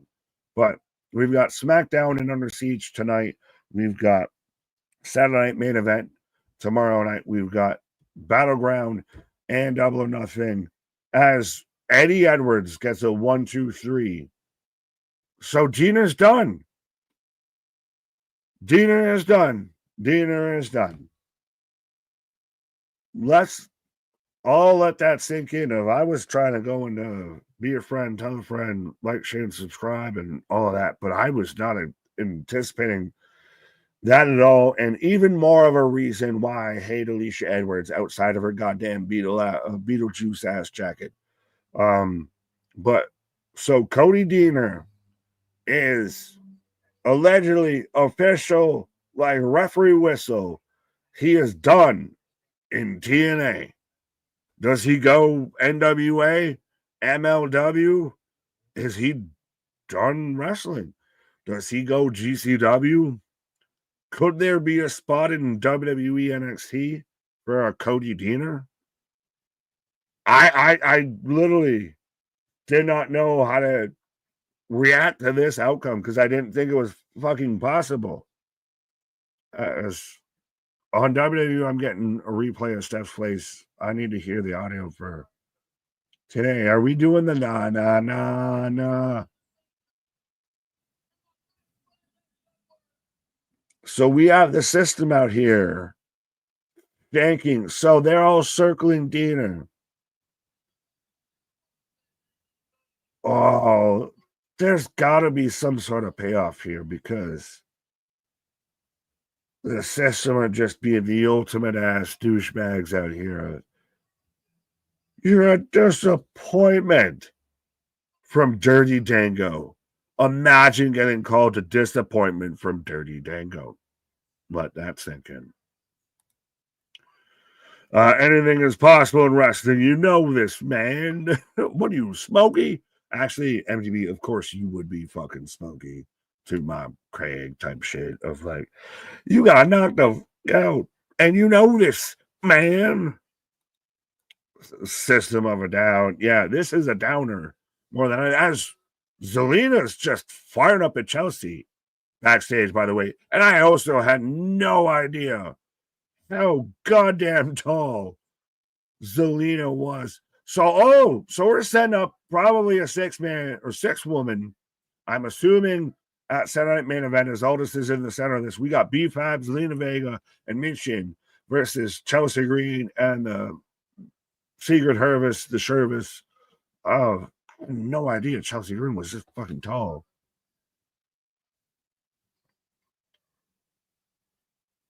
As Why is the system going so far out of their way to fucking just put down Dieter as EY and EY and the North show up and they're just in their Brody King cosplay out here. They're a not so green bastard.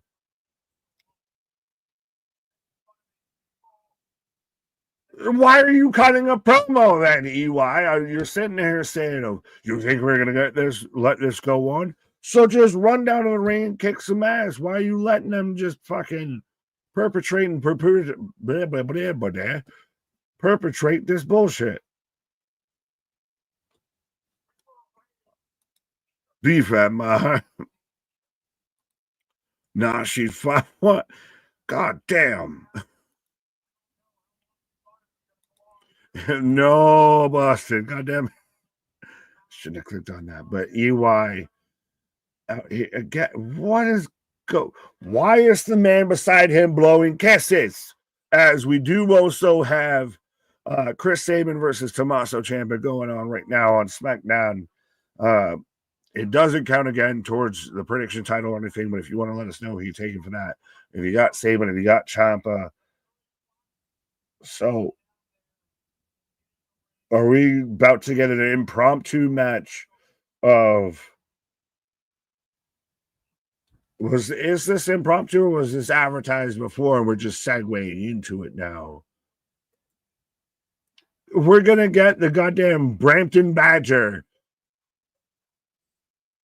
You boys want to get nuts, so we're going to get EY and the True North taking on the system right now in an impromptu match. And why is everyone wearing a fucking poncho?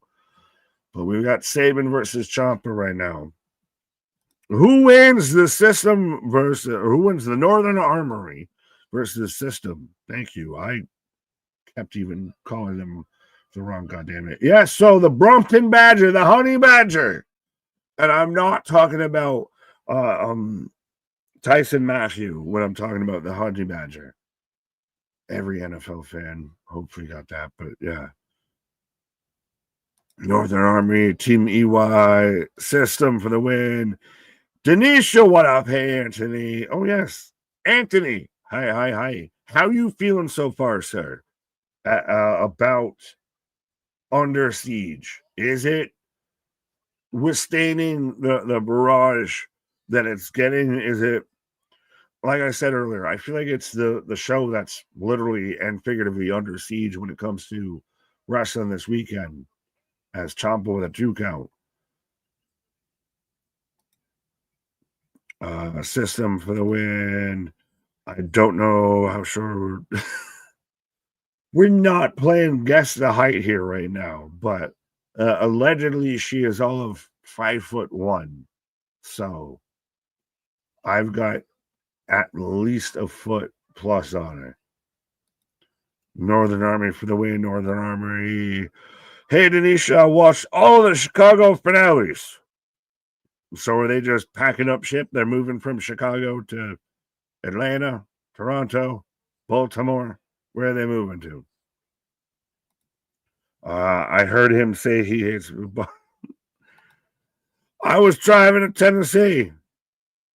It's a mascot. Yes, no shit. It's clearly a mascot. As we've got the claps and back slaps right now from Ciampa and Gargano, as we've got a 2 count. So we do have the Northern Armory taking on the system right now. I have Dirty Dango facing on not Wheeler Yuta. He looks like if Wheeler Yuta and Shibata had a child.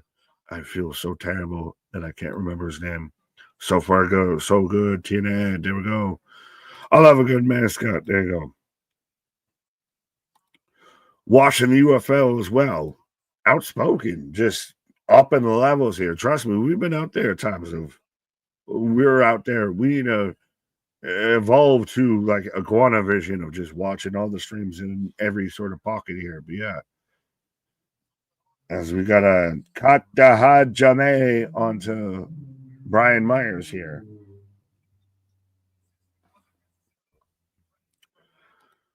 MDB blame Atlanta traffic. What? Remember, the Border Brawl is on Zonify at 5 p.m. on Sunday. Bradley, I love you. I appreciate you. You're going to have to remind me what the Border Brawl is. I feel like we kind of do that almost every night between KJ and I, and even when Andy's here, we're just we're brawling on different borders here. That's more domestic instead of international. So you're going to have to remind me what the Border Brawl is. That sounds like a fucking badass pay-per-view. I just want to know which promotion is running it. Christian, Nick, again, are you willing to trust Ethan Hunt one last time if he was in your lineup for the Yankees? Christian, because I do not know the context and I cannot make sense of your comment, I'm going to just say yes. Like old grandma on a scam call, I'm going to just say yes. You were zigging when you should have zagged. There we go. Sinclair 2.0 was officially released a few minutes ago. Who's your what now? We border on insanity. No, I just stare at the void and get scared at times when the void looks back. I'm already past the brink of insanity, my God. I'm just glad y'all met me there. But yes, the predictions are closed on whether you've got the Northern Infantry or you got the system right now. As again, Moose right now, two count. Nick was just getting in the spirit of Mission Impossible. Fair enough. Well, I'll get into the spirit of Tom Cruise and start jumping on couches. How about that? The system for the win. God damn you. Boston told me never to drive and watch TNA at the same time again. Well, can be hazardous to your driving record, to your vehicle insurance. I'll put it that way. Insanity at the border. The moose is on the loose. The system. We got closer and further away from names about KJ when he's on a break. The moose is on the loose. Insanity at the border. Tom Cruise saved this here in the street. Fucking hell. Let's be serious. I have not been excited to watch a goddamn Tom Cruise movie since he was cosplaying fucking Maverick meets Kaiser Soze, moving fucking bricks into the U.S. with a fucking plane. I have not cared about a Tom Cruise movie in a minute. We can't measure how short Zillion is right now. We don't have a yardstick. Oh. Two count of Saban on Christ almighty. Champa. Speaking of chomping. Yeah, well, I Champa missing the names on there. I've still got. So, do you know anyone outside of EY in the Northern Infantry? And I still don't even know if I'm saying their faction name right. Northern Infantry is the name of the faction. I do want to quickly say that, or Northern Armory, sorry, I lied. So see, I didn't even get that right. I do want to say the Badger dude, it's Canadian Professional Basketball. I did not know. Outside of the Raptors? Yeah, it's like a D League. Canadian D League. So it's an A League. Clank. Hey, we put up some basketball legends. Yeah, we've put up a bucket or two, and I do mean a bucket or two. Steve Nash. Not even. He played in the league, not that league. No, I don't know who plays in that league. I didn't know it was a league. That's not a good fucking sign, my guy. Not good. It's not good. Now, the Northern Armory is Judas Icarus and Travis Williams. Yo, Judas Icarus is a name in wrestling. You thought JC Mateo was a tough one. I would take Judas Icarus. Oh, nice dragon screw. Folks, if you were just tuning in, we have SmackDown. Ciampa taking on Chris Sabin right now in a really good match. And we also have an impromptu 6-man tag match between the Northern Armory and the System. What? So, since you're back at it like a jackrabbit, how do you feel? Diener, we hardly knew you. Friend of the channel, so long farewell, and just they proceed to like tar and feather him as they send him on his way out. Now that you're unemployed, we're gonna move on with the tag match. See you later. No, not only are we're gonna fire you, we're gonna make fun of you, and then we're gonna just discredit you and move on to a whole other match. Yeah, it makes me wonder: does he show back up and you know, one more chance for the good guy? Brooks Jensen. I don't know, or is he moving on? We know Ace Austin just announced he's moving on. Oh, Cody wait a minute, Diener, the culling. We got two. As Johnny and Pensatoni Phil. Well, EY flipped over. But cross could you body. see Cody Diener in the calling? Yeah, I mean, Diener could do some stuff. We like Diener, a friend of the channel. So again, Diener, I think he'll land on his feet. There's places he'll go that he'll do very well. Could he get into something like NXT and flex a little more? I think so. I was really impressed with Diener when he took over from EY after he murdered EY, quote unquote. But I thought he did okay for a little while.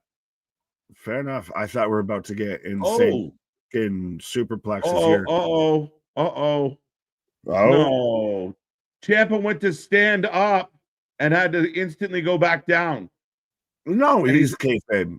Yeah, he's got the ref distracted. Yeah, but Candice LaRue. Lash LaRue. One, two, three. EY with a 2 count as Ciampa gets a 3 count. Ciampa with the fake injury. And Candice LeRae with the assist, Nick. Shit, it's been a minute since we've seen her on TV. I'm glad she tucked and rolled and kept her head down to survive recent releases and everything. Yeah. Candy LaRue in the house. Did you see the sign with the arrow? It's hilarious. As we go to Fraxium. Don't tell me they're about to do this tag match right now. But fucking side effect from Brian Myers. Down goes Icarus. Oh, springboard. Wow, he does the Joe Gacy finisher way better than Joe Gacy. I was gonna say with the Cody Diener thing, and I get that it's most likely all kayfabe.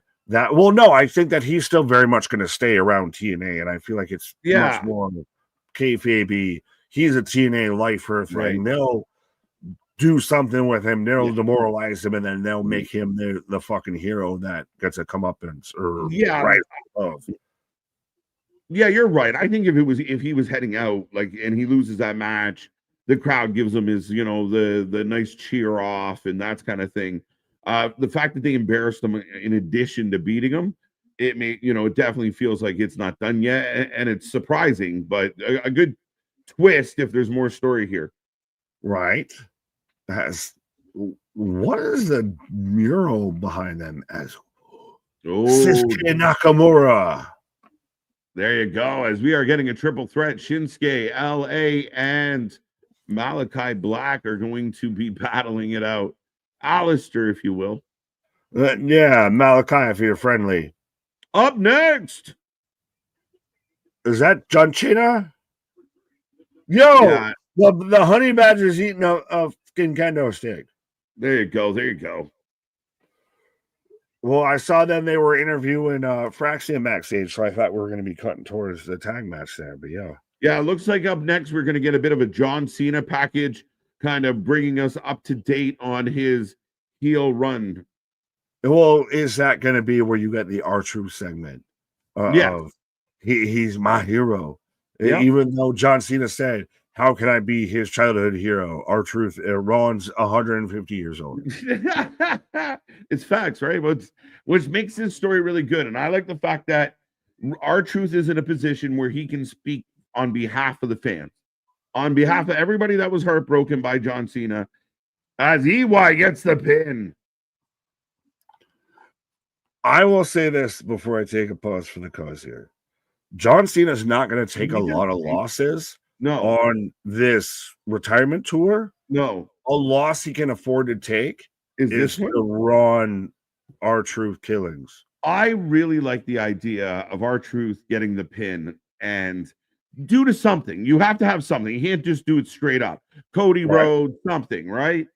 And I think the idea, because of the character we've seen so long for R-Truth, him over celebrating not winning the title and then realizing he didn't win the title, it works really well if they had done that, or if they do that. I'm gonna go purchase the balloons and the streamers and everything, so I'll be right back, sir. There you go. All right, folks, we roll on as Nick takes a pause for the cause. We got lots more coming your way. Right now, we are about a minute and 50 seconds away from commercial break, coming to an end on SmackDown. If you are just tuning in, we are watching two shows at the same time. TNA Under Siege is on fire right now, at least. Maybe not on fire, but it's doing all right. It's going. We just had a 6-man tag. EY gets the pin for the Northern Armory over the System. So he gets a big pin on Moose. A little surprising. And we are getting a whole lot coming up on SmackDown still. John Cena, we're going to get a little package about him coming out of the commercial. Get in that chat. Click all the buttons. Don't forget, we are back all weekend long tomorrow. Saturday night main event. Should be a hell of a night. Our Saturday streams always cook around here. So make sure you're a part of that. Make us a part of your weekend. We're looking forward to Saturday night main event live at 7:30 p.m. tomorrow. And then, of course, Sunday, a big night here, a marathon night as we jump into Battleground and Double or Nothing. A couple more matches added to Double or Nothing. So that's interesting. I believe Paragon, whatever. They're going to be taking on the Don Callis family a little bit arbitrarily. I don't know why we need to throw this match in, but they did. Regardless, it's going to be a crazy day. 2 pay-per-views. The prediction title will be on the line during both these pay-per-views. So you're going to have to vote on every single match that pops up, folks. But with all that being said, again, like, share, subscribe. Let all your friends know, all your family know. If you can hear my voice, take our link, share it everywhere you talk about wrestling. As right now, we are just showing a couple ladies in the crowd. I'm not positive who they may be. I might be a bad wrestling fan at the moment, but TNA is about to get the Spitfires, the women's tag, up next. So I will throw that into the chat. Your predictions for the prediction title, get them in there. But Spitfire, not Sprite, taking on Elegance. Make sure you get your votes in. Who you taking? As this one should be interesting. I know there was a lot of debate about this match on our Thursday preview show. As Jody Threat hugging her family, she is from the greater Toronto area. So a nice moment for Jody. I actually picked the Spitfires this time. If they lose, they must break up. Considering Diener just had to retire, I don't know that they'll repeat the pattern. I could be wrong, though. We'll see. But get your votes in. Who is winning this one tonight? As right now, I am getting a John Cena package on SmackDown. Got Elegance. Let's go.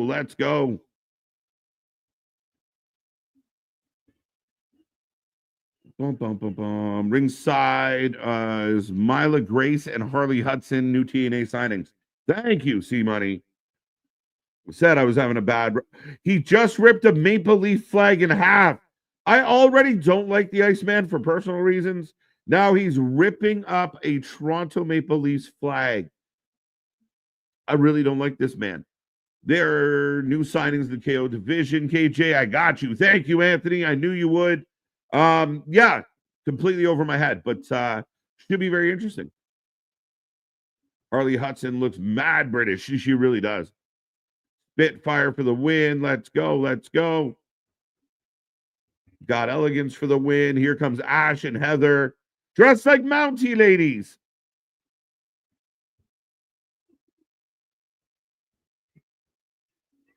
Maple laughs. Enough out of you. Enough out of you. Yes, this is in Brampton. Oh, B-Town. Not what it once was.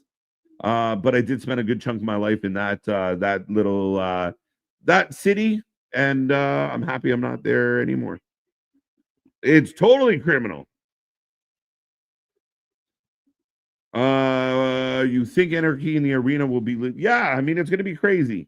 And I know you love the Ricky Martin references, but it's gonna be nuts. They're gonna get away with not the greatest of builds, probably not the greatest of matches, but there's going to be enough crazy stuff and high spots and stunts that everyone's going to kind of get lost in that shuffle of, I think the sickos are going to focus on that stuff and really overhype it. We'll see. I'm super impressed that Ospreay and Hangman are going to go after the fact that Ospreay and Hangman are going to main event this, because we've had some really bad ends to AEW pay-per-views. This should steal it all, no matter what's happened to that point. But we got Damian and Drew fighting again. And chat, maybe you can let me know. How do you feel about Damian and Drew battling? I think they've done a good job of keeping two guys busy, especially Drew, because Drew can't go after Cena right now. So you need to keep Drew busy. Drew and Damian, I think, have had a solid mid-card non-title rivalry. But I am about to close the predictions. Last call, Spitfires, the Elegance ladies. Security trying to rip them apart. Still brawling. It's Peter Griffin and the chicken. Is it by Barry?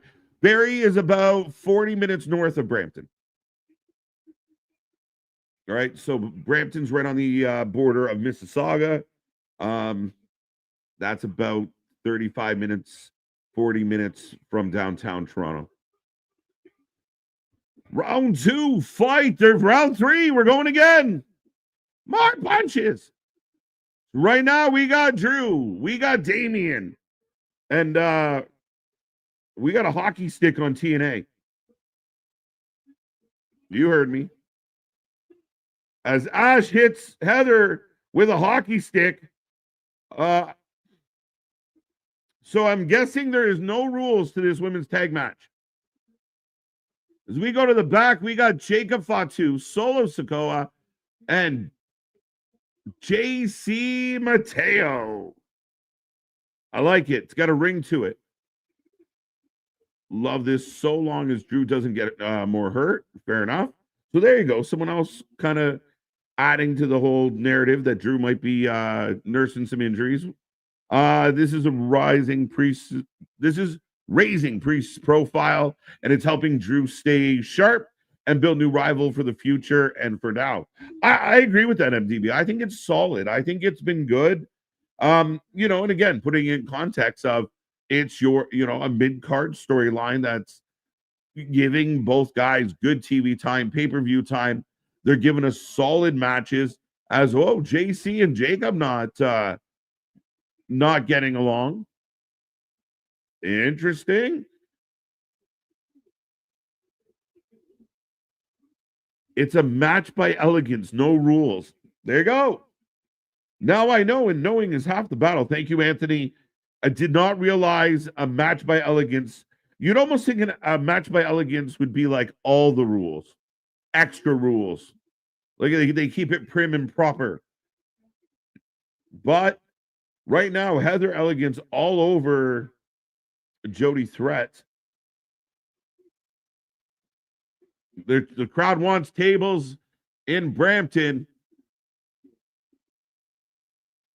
Ooh. Jacob getting a big pop. Jimmy Uso, Ray Phoenix versus Jacob and JC Mateo tonight. And here comes Chelsea Green.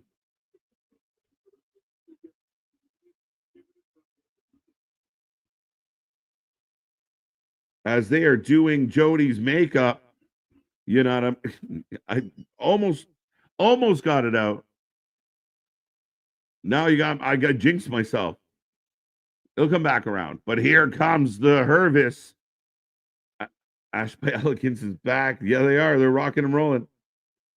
Your knockout tag team champions. Nope, not coming. I think Nick Aldis is in a bad mood. Well, Nick Aldis has a lot of chaos going on, especially with Damian and Drew. This is going to, we're getting a cage match. And if you want to hype us up for tomorrow's cage match, what a great way. They can't stop fighting. This is so intense, so back and forth, so heated by these two big men. Only a cage. We got to put them in a cage. And even then, is the cage enough to control this battle? We will find out. I think this cage match is going to be really good tomorrow.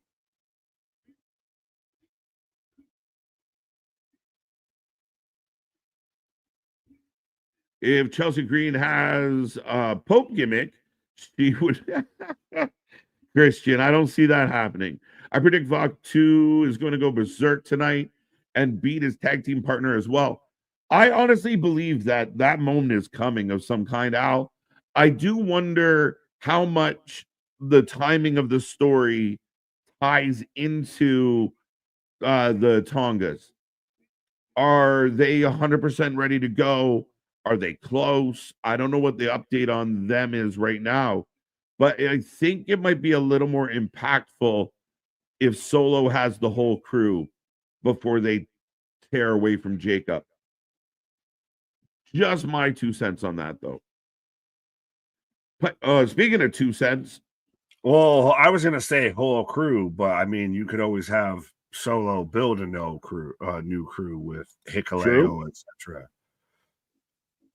Absolutely, absolutely. Welcome back, Nick. We are rolling. Who did you take between the Elegances and I took the Elegances. I was the only one who took the Elegances because I just let it die. Let the let the knockouts, women's tag belts die. I want Danny Luna singles run. You already don't like Jody Threat. I know. I love Jody Threat. I heard you about in Mr. Iceman tearing up the Canadian flag, and we might. I might have American Big Brother and just start throwing hands here. Right? I'm not happy. The guy's in my neighborhood. You can literally go and fight him right now. Right? But the Jacob thing, the Solo thing, yada. I mean, Jacob almost is going to become a face, isn't he? Jacob is. The fans organically are behind him, and I think right now the booking is just leaning into it, right? Because no matter what Jacob does, like even there, he hits that punchline, the crowd goes loud. This is working out perfect for them because he's organically getting the love, and people want to boo Solo. So this ends up being a really good kind of story playing out in front of us. Well, let's confirm though, because to some people's Lord and Savior Dave Broccoli Head Meltzer has out there and said that Solo's protected. Solo's he's so dumb. He's so dumb. Well, we know that. He's so dumb. I still though I only recognize Jeff Cobb in my house. I will not acknowledge a JC Mateo. He sounds like he sells secondhand cars or something like that. What? Like, did they really think that they just like Jeff Cobb doesn't sound Polynesian enough? You know what does? It doesn't, though. Mateo. I mean, again, it is a bit of a stretch either way. And I mean, it's funny because Jeff Cobb as a name isn't the best as it is. I mean, you got Solo and Tonga and Jacob Fatu and Jody Threat slapping hands with an Edmonton fan. He deserves it. But Iceman hits her with salt, something in the eyes, the powder in the eyes. The hopes and dreams of the Toronto Maple Leafs in the eyes. It is the eyes, in the eyes. Right. Danny Luna's got Ash down. Yeah, no. Imagine chaos. JC Mateo sucks ass. Like, and is he wrestling in his Tony D'Angelo finest? Again, I mean, they say, listen, you own the rights to Jeff Cobb. You know, are we going to work on that, or do you want to go another way? We're going to go another way. Okay, what name would you like? He says JC Mateo. They go, sure. I would accept JC Mateo as long as he wrestles in the singlet. This is sounding weird to say, but as long as he wrestles in the singlet, because the man's a fucking actual Olympic wrestler and everything like that. And I think he is. I don't need him in his Tony D'Angelo best. But if he comes out in a singlet tonight, you're okay with his name, JC Mateo? I will put that online. I will take that I will accept JC Mateo as long as you give me the singlet. If you give me Tony D'Angelo's finest, nah, dog. Now we're doubling down on bullshit. I got Alexa and Charlotte saying, see you at Money in the Bank. Oh, wait. No. And Jody Threat has Heather up on her arms. No, that might be Ash. That's Ash. No, that's Ash. It's so hard. Say Elegance. You'll get it Elegance. right. 10 times out of 10. Saying Elegance. Didn't Alvarez and Meltz have an argument? Yeah. So what Dave is trying to say is Solo has been protected. And Alvarez pointed out he's like 0-11 in 2025. Yes. Yeah, he's like, yeah, but still, like, what? I literally listened to this argument, and I listened to other people break down this argument before we went live. It's so dumb. It's fresh in the mind. But so dumb. I don't mind this kind of little pairing here of B-Fab and Mission as a tag team. Imagine that if they had a women's tag division. In a world where there is no tag team division, these two should be a tag team. It instantly makes each of them more interesting. Yes. And it gives them, it's a life raft. It gives them something to do, which is, hey, guess what? What the tag team titles were supposed to do across now multiple companies that are all but fucking dead. And now we're it's so funny. We're seeing the death of one division and we're tap dancing on a fucking grave with this tag match here. Well, again, I mean, at least maybe you have something with B-Fab and Mission. I think you're onto something. You have something. There's no division to have. Well, again, if you're reconstructing it from the ground up, you still have women tag champions. And again, the division's not gone. It still exists. Yeah, but this is one of those of like, look at what are you, Hangman? Look at my freshly new built home. Let me burn it on fire. Let me set it on fire. Well, but you gotta start booking women's tag teams if you're gonna rebuild the division. You had them and you cut them. But that's the past. The past we're only focused on today. Right? No, but that is the past. Like, so now you have to bring in new fresh teams. B-Fab and Mission might be one of them. The Hervis has been great. So yeah, I mean, again, the division's not disappearing. They gotta book tag teams. Fair enough. You're making my brain hurt because you're saying that they had to get rid of teams to build a new division about teams as Ash and Heather by Elegance. The Elegance's win here. So this is the end of Spitfire. So we've seen everybody get broken up. We saw Tina get fired, essentially, and now it's Jody Threat and Danny Luna have to go their separate ways. There you go. There you go. So another win in the books for Ash. Yim and B-Fab for the win. Bitchin'. I like it. They are bitchin'. Have already had two of my favorite initials. There you go. Life works. Well, yeah. So Anthony, what is up with we got Rarefied Air as the finish here. But that's Black Hole Slam from Piper, but that's kind of the blessing and the curse of, I know Anthony was out here. I'm sick of seeing this match. Well, now you're never going to see it again. It's done at the cost of the entire division. So, what are we going to do here? Nick's mad at both women's tag team divisions right now at the same time. No, they all fail. They all fail. End it. And I know Tony's about there to sit there and try and prop it up and everything. He's 2 years too late. I think it's run its course. You've cut half of your women's tag teams. I think women's tag team wrestling right now is dead in the water. The men's tag division has already been struggling, and now you've broken up 90% of your WWE women's tag teams. It's all fucking dead in the water. Focus on the mid cards. Call it a day. Yeah, but again, it still exists. So just like we've seen with the SmackDown men's roster, you keep the Street Profits together. You bring in MCMG. You start booking DIY better. All of a sudden, SmackDown feels like it has a division.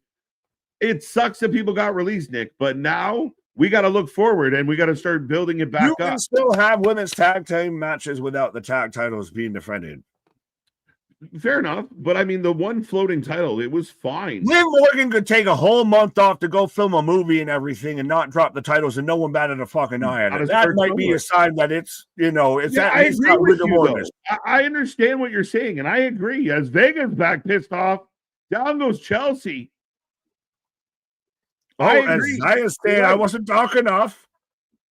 But yeah, you're right. I agree with you. But now what do you do about it? We're already in the shit. End it. Kill it. You're not going to end it, bro. No, it's done. It's done. It's dusted. It's not because... No, you can still have the matches. You don't have titles. You didn't throw out the IC title or the US title when those divisions suck. You build it back up. It's like the men's and IC, those divisions are entirely different than the women's tag belts. Now, when you've got the women's IC belts and the women's US belts that you need to make matter. Bitchin is getting a win here. Yeah, but again, it's not going away. So what do you do?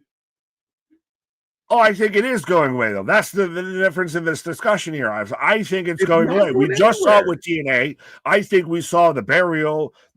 It's so hard to say goodbye. So we're going to end on the Elegance as their knockouts champs. And the women's tag belts in WWE are all but forgotten. Liv can take a month off and go film a movie and no one cares. I completely agree with that. Again, what do you do about it? And again, they're not going to do that. It's not going to be a thing. This is where, like I said, if we're going to intrinsically end up here. I think they're deading it. You don't. That's fine. Do you think the knockouts? I think that they're ending that there is nothing left to get here. And is there any reason why you think is there anything reported that they're considering? No, this is literally just my opinion. So if this happens, this is literally, I'm fully admitting this. This is my opinion. I think that there is nothing left. They have scraped the bottom and they have chosen to go more of a focus towards their mid-card titles and their main titles than a tag division. They already struggle with a men's tag division, let alone struggle with a women's tag division. That's what I'm saying. It's my opinion. I'm not saying they don't have their struggles. I don't agree that they're just gonna all of a sudden. And that's fine. Like that's why I'm not arguing if it's a source or anything. This is literally just my opinion, my take. Right. Brookside's gone crazy. Order 4 coming up next. Rascals with TBD. So I'll take your opinion. But here comes Jacob. Jacob and Jeff Cobb. I can't wait to see that match between Jeff Cobb and Jacob Fatu at some point. JC Mateo.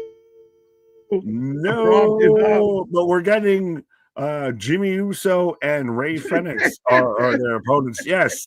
And I love you too, MDB. I love you too. Liv should be. That's fine. I'm fully entitled to be wrong. I don't know if you're wrong or not. I just don't know that it's happening. We didn't think that they were going to get rid of WrestleMania at NOLA. So we don't know. Up is down, left is right now at this point. Yeah. I mean, again, never say never. I just don't believe they're just going to fade off into the darkness. No, like I said, I'm happy to be wrong, but I feel like this is on life support and this is a mercy killing. I feel at this point. Yeah. I mean, again, like I said, it's not pretty. I just we'll see where it goes. I mean, we'll see what happens when Liv comes back. But you're not wrong about any of the points about the struggles of it. Like, that is completely accurate. That's why this is even debatable. Oh, yeah. No, that's why I love it. As Arby's, we have the beef, and the fucking beef is Jacob Fatu and Jeff Cobb in the ring right now. Right? Well, like the women's tag team division, Nick and I having the beef, having a good time here tonight. I thought you were going there, but you went there more delicately than I thought you would have. I just meant like the beef, like we were having, like the discussion. Treated. Right. We're just a discussion. People, come on. No folks. sandwiches, no roast beefs, no none of that.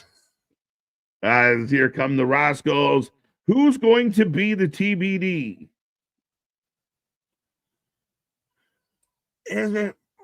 Well, again, it's in Under Siege is such an interesting card to really look at because on one hand, it has interesting matches, like even this of who's the TBD. You got the Rascals out here. You've got Indy's kind of almost debut. I know she debuted on weekly television, but this also feels a little. This is a Thursday. This is a fantastic Thursday match on Impact. Yeah. Again, it's a slightly elevated from their Impact shows, but again, we ran an angle for a little bit early in the show with the Eric Young stuff, with the Diener stuff. So I mean, the matches have been good. I'm not mad about what we've been given, but to your point, I mean, it does feel like a B show.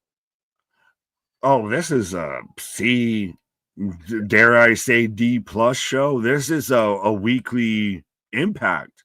Like, right. This is what you've said, especially for the longest time, of just make it.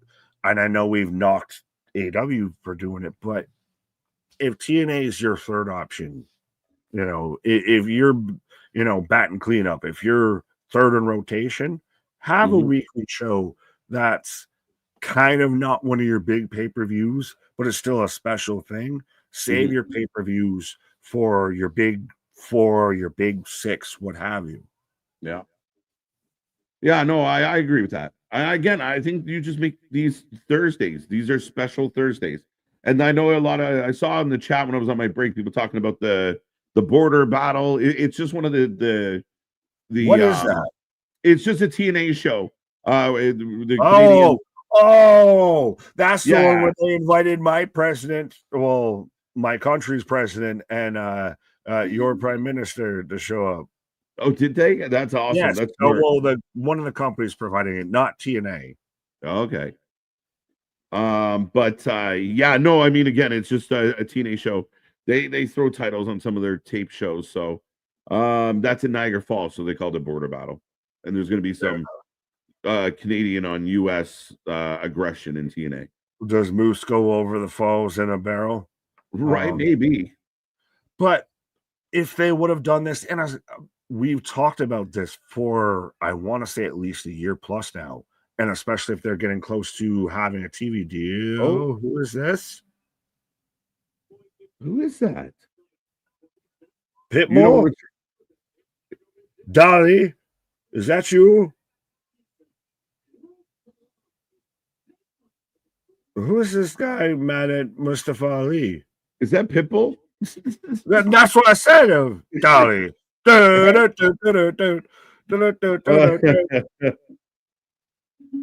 Who's he?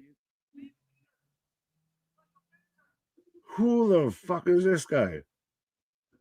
And I chat, anybody, let us know. Again, I think that the fact that no one's blowing this up of like, right. You don't know who so-and-so is means right, no one knows who this guy is. Right? People Googling right now. Right. Mr. Worldwide to Infinity. Set the roof on fire. Right. We're having a Escobar family meeting.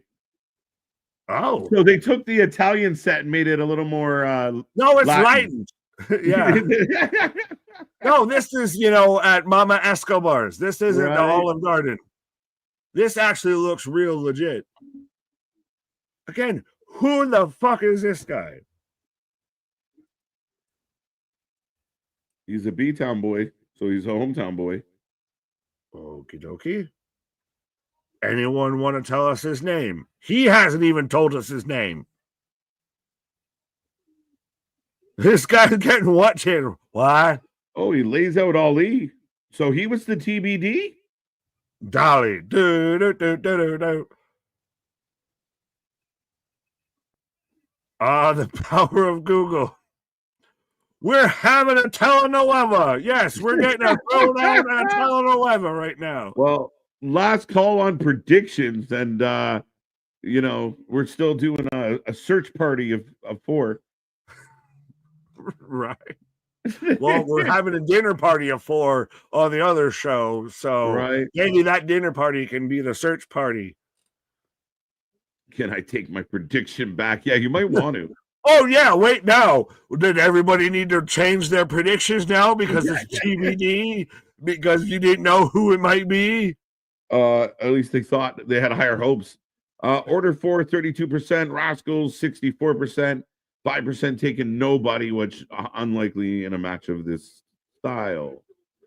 Oh, so Legado del Fantasma versus El Hijo. Oh, wow. Jr., the Dr. Wagner Jr., Psycho Clown, and Pagano. So, hey, but this is anytime we've done a Triple Mania, these are all familiar names to us. Yes. I'm pumped. Dude, I'm jazzed. Like that graphic right there is kind of a bit of like a surreal kind of. How do you feel that people have said that Fenix didn't win to go into the Money in the Bank match because it goes the same day as Worlds Collide? It's very possible. Him there. Yeah. Like I would think that we got Jimmy and Phoenix on screen right now, Nick. But I mean, a lot of people will talk about again, they have these opinions, but we don't know what the conversations are behind the scenes. We don't know what the plans are. Oh, they buried him. He didn't win. Da da da da da. But they got plans. They got plans. Oh, yeah. And they just destroyed so much TNA talent, right? And now that they've bought in AAA and everything, and now we're going to have Psycho Clown, by the way, show up on WWE television and all that. And that whole group was AAA legends, icon, like names. Like that's the thing is that wasn't like El Palistico, who gives a fucko Junior. And again, that was taking on Escobar and the crew. Yeah. And somebody's going to take the narrative of the counter programming of like, this is just the dub, da da da. And yes, that's partly true. It is partly true. No, at this point, it's no shit, Sherlock. Honestly, at this point, if you really think that that's not a thing, no shit, Sherlock. That's part of what wrestling has always fucking been. Right. No shit, Sherlock. Every sports league does it. Everybody does it. It's competition. And that's what it is. Well, you see it, right? Like leagues are copycat leagues for a reason, right? A team wins a championship, then all of a sudden other teams are trying to make their team look like that team. It's the same idea. And I mean, for those who didn't dismiss AEW altogether, it is things like this that, maybe we wouldn't have such an emphasis on lucha wrestling if Tony wasn't booking them so regularly. So kudos. That's a check mark for, again, they're not all L's. It's just some bad decision making has hurt the company. But that congratulations. Paul Heyman would also like to receive that medal because he's the same one that did this 25 years ago of introduced the world to lucha wrestling and everything. Oh, for sure. At that time. Like, that's the thing is we've even seen it of even do what we do. Often imitated, never replicated, never duplicated. There's a reason we say that shit because, you see it. But that's the thing is seeing these two, everybody wants them to go to war, but then the second that they go to war, everyone's like, let's put down our arms here. That's run away. You and I have both had been in that era to where you're flipping through the channels of let me go back and forth and everything. I want that. I want it to be to where both sides are competitive, to where it's an even fight versus stop, he's already dead. Ooh. As Ali with a nice standing tornado. Jimmy and Jacob starting this one off. Crowds into it. As Solo is trying to partnered up with his sibling, Jimmy. Right? Phoenix and Jimmy, the Forgotten Brothers. There's a tag team. There's a tag team. Your brothers are cooler tag team. Oh, JC with the blind tag on the back. Hey, I'll give him credit. I accept now. I'll just call him JC. I don't need no Mateo, but he's got JC. He's wearing his Jeff Cobb attire. So I will give him credit. I will give them credit for that. I will bend the knee. I will not die on this hill. I will accept JC. I will still call him Jeff Cobb, but I do not accept no Mateo. Ladies and gentlemen, if you've been watching this channel for a while, we've had some fun times. We've had some fun moments. I think this is up there with my favorite, Nick, of, all right, if he wears a singlet, his name's okay. In fact, I'll give him that. I give him that. The worst name ever, unless he wears a singlet. God, I love it. That's amazing. No, and he at least looks like a fucking wrestler and looks like the badass that he was, instead of just, he looks like Tony's Polynesian cousin. Right. Hurricane Rana. Yeah, see, MDD. Nick has finally given up. It only took 3 weeks. You broke me. You broke me. God damn it. You broke me. JC built like he's Polynesian rhino. Yeah. We're gonna get in shit for calling Polynesian, but close. Well, Pacific Islander, fucking whatever. He's literally the same makeup, respectfully, as the missus, so I could get away with it. Right? No, she's literally Filipino, Hawaiian, all his makeup. Right? Yeah, you get this Guam. Right there, you go. Nobody can get mad at you. Exactly. Except for her. Right? You're on the inside. We're good. I'm married to Jeff Cobb, so that's why I can be mad about the fucking name. Spear. Dodge the shoe. Nick I'm just giving the islands later tonight, my guy. I was about to say a whole new meaning. Yo, we got a bridge of the islands here of what the shit? Look at this. What the Look fuck? at this. Me and Tasha fighting literally. He got her on the bridge of people. I've never seen that. What in the Lady Gaga visual did I just see? What was that? I'm not mad at it. I don't know how to explain it. So yeah, we did if you're watching TNA, holy shit. If they you're had not watching what? They had a scrum, like a rugby scrum, I guess, and then the two women had a match on top of the rugby scrum. Until there was a RKO. Yeah, and then they all went down. That was insane. I know that some people are gonna say it's too. I thought that was great. That is insane. It's so unique. I can't be mad at it. That was I thought it was good. Right. Oh my god, this match is insane. It makes you entirely forget that you had Mike say, "Oh shit, Wentz taking everyone out." So, folks, if you were just tuning in, we got Jeff Cobb, JC Mateo, and Jacob Fatu taking on Big Jim and Phoenix in a pretty good tag match. We also have a 8-person tag match going on TNA, which is outright chaos. Wow. Isn't it 15.5 instead of a 16-man match? You got the 8 people on each side involved, because who the fuck is Pitbull out here? Yeah, I still don't know. I still don't know. Nobody said it in the chat. Where's Anthony, our insider? Who came out to yell at Ali? Why does he look like Giovanni Vinci? It's Giovanni Vinci. That's what it is. We figured it out. We cracked the case. He's got a case of mistaken identity out here. Shit. Ali just kicked Indy. Oh, rude. Well, even the wrestling, why you gotta do that, bro? The great hands, what basically the shadow machine. Oh. Ali up to the top. 450. Wow. Yo, I didn't recognize him. Oh. Makes sense. Makes sense. Ali wins. Yeah, Ali gets the win, folks.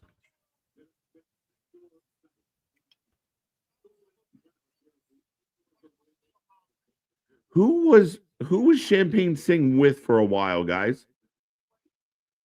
Ooh. That's who came out. I didn't even recognize Who it. the fuck is Champagne Singh? He was like the crony for somebody for that a little sounds like bit. a karaoke lounge singer. Fuck are we Champagne- talking about? Champagne Singh? Loving you is easy because you're beautiful. Obladi, oblada, life goes on. Oh. Nick's like, I didn't fuck it. No, fuck it all. Well, we are back to the action. Oh, Standing moonsault from Jeff. but see, Jeff, this is where Jeff Cobb looks like goddamn Jeff Cobb. I fuck it. They didn't call him his actual name. He's still JC in my book, but he's out here looking better than he looks like a fucking crony. Right? Oh, all these former bodyguard. There you go. That helped. All right. Oh, Anthony, should we care? Anthony, does this matter? Like, we're fighting former bodyguards right now. Oh, but yeah, okay, so this is kind of dragged out. We'll always love you. If we're talking about bodyguards. All right, what is happening here? Like, this is all slowing right down. Which screen? So on Under Siege, like, I get they're being dramatic with Ali and how this played out, but it's kind of like, all right, let's move on. Well, they're selling that like Ali had to hit a woman to win. Yeah, just let's go. As I think next is Ariana Grace taking on Tessa Blanchard. Let's go, Grace. Let's go, Grace. Go, Grace Lightning. Oh, Grace Lightning, go. Tell me more. Tell me more. All right, folks. Once we confirm that for sure, but 45% of the chat taking Phoenix and Big Jim. Jacob JC getting 33, 20% getting nobody. So nobody way up there. Who you got? Who you got? I'm thinking the Samoans win this one. Well, fucking goddamn it. That's half of each team. That's actually might be more close to Big Jim. So which one you taking? You can't just say that. You're right. I think the heels win. Shit. I was almost gonna try and make an argument with that, but yeah. No, so it'd be Cobb and Fatu. Right. I could see it. Phoenix gets a small package win on Jacob. Oh, okay. Well, because I know there's been the whole thing of Jacob hasn't exactly lost. Has he not lost any match period, or has he not lost like any singles match? Because if he takes like a little small package roll up, maybe I don't think he's been a Phoenix Jacob match. Yeah. I mean, even if he get, I don't know, him getting it on Cobb might be equally not great. Oh, Phoenix kicks Cobb in the face. Hurricane Rana. Jacob's a beast. Oh, the cameraman eating a slingshot back in. Right. Slingshot, super kick, poison Rana. And Jacob sells it. 1, 2, 2. Oh, the crowd goes wild. Into existence. The crowd pops. Phoenix because you don't ever expect Jacob to ever lose. No, you don't. Again, I mean, he's been insane. He's been all gas, no brakes. Yeah, you know what I mean? Can't do it. He has usurped everybody else in the non-OG bloodline as far as push, talent, creative, everything. Huge Samoan drop. Because right now we are getting a bunch of ads for, we're getting the BioFlex injury report, including Steve Macklin's fractured skull. T's and P's to that guy. Oh, there he is. His skull looks intact.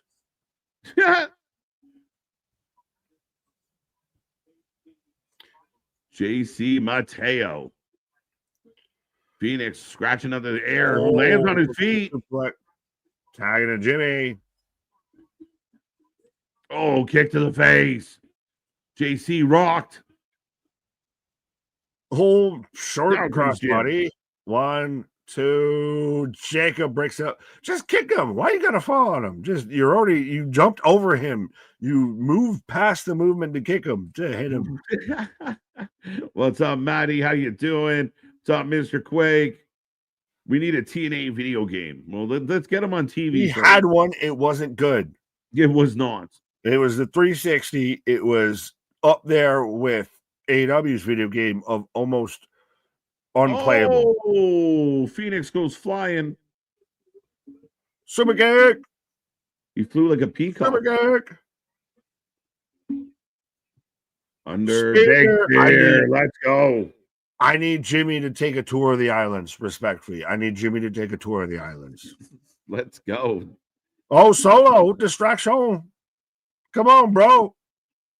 All right, folks. Get your predictions in. Who you taking? Ariana. Jimmy Corderis getting mentioned on TNA.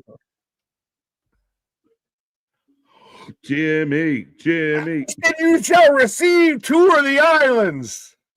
Down he goes. He's done. 1, 2, 3. Make him look good. Nick. Like I said, I bent the knee on the fucking name. I would 'Cause of call his him singlet. JC, but everything about that presentation was much more Jeff Cobb than anything we got last week. Yeah, but last week was impromptu. So you have to understand, like, You fucking like we didn't know SmackDown was going to happen last week No, or something. We didn't know he was going to be there. What was impromptu? the match was impromptu, so he was in street clothes. Impromptu to us, not to them. They could have But booked that a again, if different you're way. selling the impromptu match, again, I mean, they got to sell something. Well, my if guy. you're going to have it impromptu and your impromptu don't work, then I'm going to call your impromptu shit. Yeah, but if we're just because we're smart marks, like, well, clearly they knew this was going to happen. My last name ain't Sterling. I don't know about yours, but yeah, Maybe. no, I don't say I'm a smart. You got to take Russo something. don't know me, right? They got to sell something. But he's in his singlet, so LA Knight's here. I bent the knee. As here comes Ariana Grace. Yo, how you doing? This shall be interesting. Oh, she's winning. Grace? Yes. No, good luck. We've had Elegance. We've had Grace. All of that. So LA Knight wants that Money in the Bank. Could be a favorite.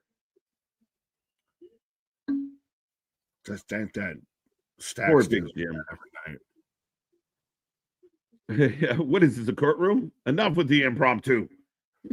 Hey, we can take this to a courtroom, literally. Just give us about 10 seconds. We can take this to a courtroom. Would be I don't know how that would be a long court thing. Just of like, what's this mean? I don't know. You're out of your mind if you think Ariana is beating Tess. Objection, Your Honor. Overruled. Hearsay. Bobby Stone. I can't remember out of that one. Like, right, Bobby he's just Stone. evolved. I hit it and quit it. What? That's it. The LA Knight just said, I hit it and quit it. Get out of here. No, you can't say that when I've got Robert Stone talking about Santino's daughter and everything. Well, somebody's quitting something. Somebody's hitting and quitting something, and right. I hope. Oh, R-Truth. R-Truth. We did not get Truth after the Cena segment, but look, there's a painting of Cena on the wall, and he salutes it. R-Truth coming up next, folks. we're ready for the John Cena hour here. We've got Santino and we've got R-Truth here. Ding, ding, ding, ding, ding. Right. All right, last call on your predictions. Ariana Grace from NXT with her dad Santino taking on Tessa. Yes, are you taking the Emerald Chin or are you taking Ariana Grace? Tessa's winning this match. I don't know what to tell you. I will be unpleasantly wrong, I guess. I'm taking Ariana Grace. I think this is a battle more even a bit for who has control over TNA and Santino. So Santino. I think Mark Stone starts to take over. Mark Stone. I love the name game. Yeah. Bobby Stone starts taking over TNA with like the system, maybe Tessa, like really kind of turning TNA on itself. You might have heard of Bobby Roode, but have you heard of Bobby Stone? Have you heard of Bobby Stone? His distant cousin. Right. SmackDown is on commercial. We're about 2 minutes away from returning to the action on SmackDown. We also have Tessa Blanchard taking on Ariana Grace on TNA. Under siege right now, folks. And again, be a friend, tell a friend. Let's get these chats booming. What is on your wrestling mind? How you feeling? Don't forget, all weekend long we are here. Back tomorrow, back on Sunday. Lots of wrestling coming your way, folks. Absolutely. And we're out here talking more wrestling than anybody else out there. And again, we engage with everybody, all the comments, everything, even amongst ourselves, as you've even seen, even if we don't agree or disagree, we'll have at it. Yeah. Right. I hate Robert Stone, and he's right, folks. R-Truth. Let's go. Let's go. He's right that he hates Robert Stone, according to KJ. 1 in 5. How can you not love Tessa? She is gold for the wrestling business. Oh, Boston, don't take the bait on that one. That's a big question. You know it is. Oh, I know. And that's why I'm like, moving on up to the east side. All you got to do on this one is keep it strictly business. It is what it is. I've given my opinion on it. I know you differ. But yeah, Tessa's going to win tonight. And again, oh, wait a minute. What was that? What the fuck was that? What the fuck was that?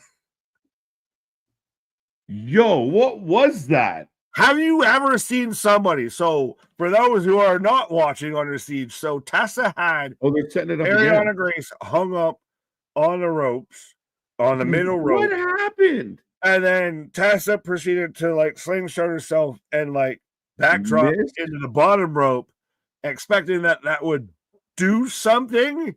Physics doesn't work that way. Right? Yeah, I don't know what the hell just happened. It was so awkward looking. I thought she tripped and fell. No, that was planned. She tripped, fell, landed on the rope. Maddie, I see your comment, and I don't want to. I want to acknowledge it, but I don't want to click on it. But yeah, I love it. It'll be the first time John Cena R-Truth faced since 2011. Is that what that said? Well, it would have been the last time Truth and Cena faced was when they were doing the heel tag team with Truth and Miz. Mm-hmm. Yeah. 61. Oh, sorry. 61% of the chat taking Tessa. Grace getting 36. 4% going to nobody. So favorite. Well, MDB with this. Nah, it's really fat. It's really facts for real. Tessa is money. I want her in WWE. It'd be very interesting. We'll see. She's how number 2 in line behind Alberto Del Rio to sign with WWE. We'll see how far her reclamation project goes here. And again, I mean, it's incumbent on her to build herself back up. What's that? I just said you got to at least build a foundation to start, though. But I think she has. I think that's why she's in a key top of the division spot in this company. Is they've forgiven her, they've booked her, even with the fans. Now the fans are dying down. The fans aren't toasting her as much. So they literally are selling a shirt that says "I hate Tessa Blanchard." which is amazing for your top heel. That is amazing for your top heel, and they don't seem to be shying away from it. So yeah, I mean, again, I don't think again, it's her duty or her job if she wants to continue this career to continue to do what she's doing right now. Well, keep her mouth we're shut, gonna work do hard. what we're doing right now. We got our truth right now. Ooh, interesting. It'd be a hell of a match. No. My childhood hero, John Cena. Right. Yeah, like that's the dilemma, right, Paul? Like, I mean, I get it. I 100% get it. But we've talked to a lot of people about it, and yeah, ultimately, I think they're taking a chance on her and they're looking past it. And if the person that she offended forgave her, I'm hard pressed not to give her a chance. I'm gonna give our truth a chance right now of potentially beating John Cena at Saturday Night Main Event is what I'm about to talk about. Right. And by the way, this man's out there taking pictures with having pictures in the back catalog with Tupac, but is still out here dropping bangers in 2025. Right. Why? A little bit. Well, they're doing it respectfully. His brother. What? His brother. Only people getting mad on other people's behalf. That's a very good point. I think we've talked against that kind of behavior before, Boston. That's definitely part of this story. Mm.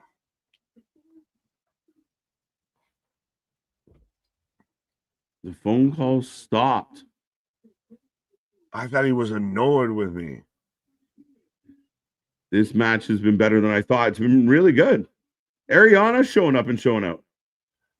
She's good. She's just been very limited in her in-ring presentation. Yeah. She's been kind of the representation for NXT into TNA. And because Daddy runs TNA. Right. Yeah, and I mean, again, I think that that relationship, her persona, her on-screen persona is really good. I'd rather her run NXT than Ava, and absolutely by a mile. And the fact that she doesn't wrestle much, I think that's maybe Anthony kind of feels the way I feel of, holy shit, she's doing all right, like, because we don't know what she does. Well, even then, respectfully, she's got some size and everything to her for being in the women's roster. Normally, you know, a few and far between. Right. This is actually just sincere as shit, though, from our truth. Come on, dog. Right. And there it is. Tessa, 1, 2, 3. Boom. This is good. Ariana is a person I was scared about. Yeah, I agree with Anthony on this take completely. Of Ariana really showed up and gave a good match. I think there was like a one or two little clunky spots. One where I'm not sure what happened with Tessa in the ropes, and then the spot where she seemed. But look, is it weird though that I feel like Tessa was the one that was clunkier in the match than it was Ariana? What's that? I said, is it weird that I feel that Tessa was the one clunkier in the match than it was Ariana? Like, Yeah, Tessa, like even the spot you were just talking about of Tessa into the ropes there, that's all Tessa. That's nothing Ariana. Yeah, I mean, again, I think if Tessa had the one mistake, I didn't see much out. Like, I mean, it's one error on the field, maybe. So yeah, I mean, again, slightly to your point, but yeah, a good match, a really solid match. What's that? I said you were talking about errors, though. But I mean, there was only like very minimal, like very clean match. All right. I will beat the hammer of living, hustle, loyalty, and respect out your ass. Our truth is going to turn him back to babyface.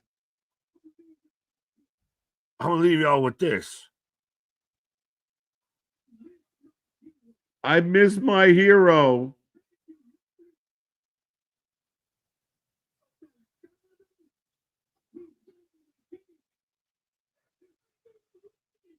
we riot. Hey, that's fucking mwah. And Let's Cena go. wins, we riot. We have solidified more than ever. Raw and the Truth Killings is winning tomorrow night. Right. And the truth shall set you free. I'm totally down for Truth stealing this one.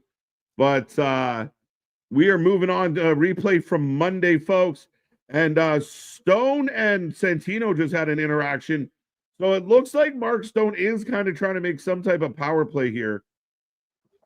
That's what the whole match was about. It's him and Victoria Crawford are now the deputy sheriff's deputy. So that's all the authority figures in TNA they're all deputies or something. Right. So if Victoria Crawford gets in the, kind of works with this Tessa situation, very interesting. She's about to take on Masha. Somebody's gonna get her real bad. Oh yeah, I don't have this one on the list. Fair enough. Still waiting for this one up next, folks. We got a lot coming your way. But we got Alicia Fox in 2025. We got Alicia Fox. Victoria Crawford.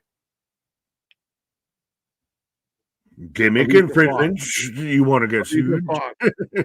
I got distracted by Malachi.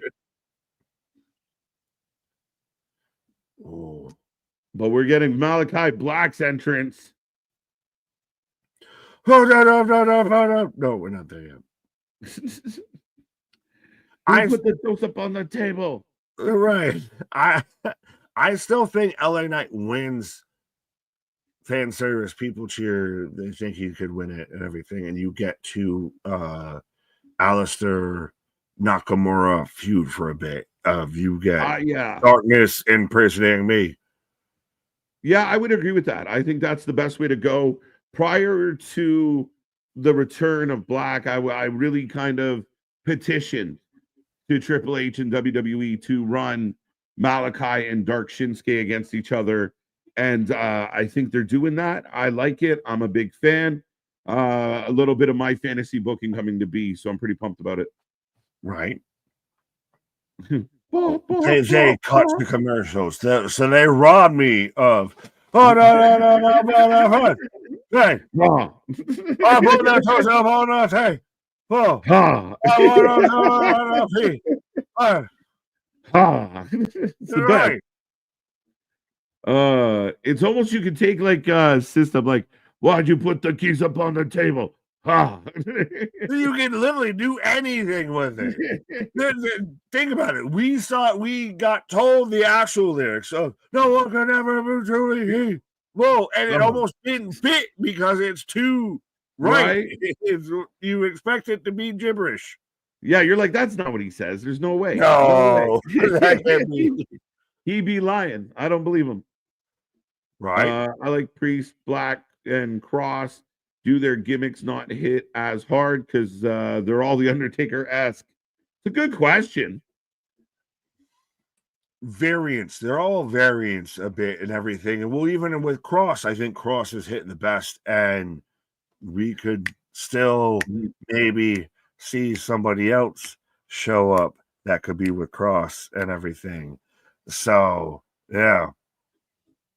Sorry, I'm wrong. What, you just jamming to your own self? Jamming with Gamer. I can hear the song in my head. Hey. But we are about to close the predictions on Masha versus Victoria.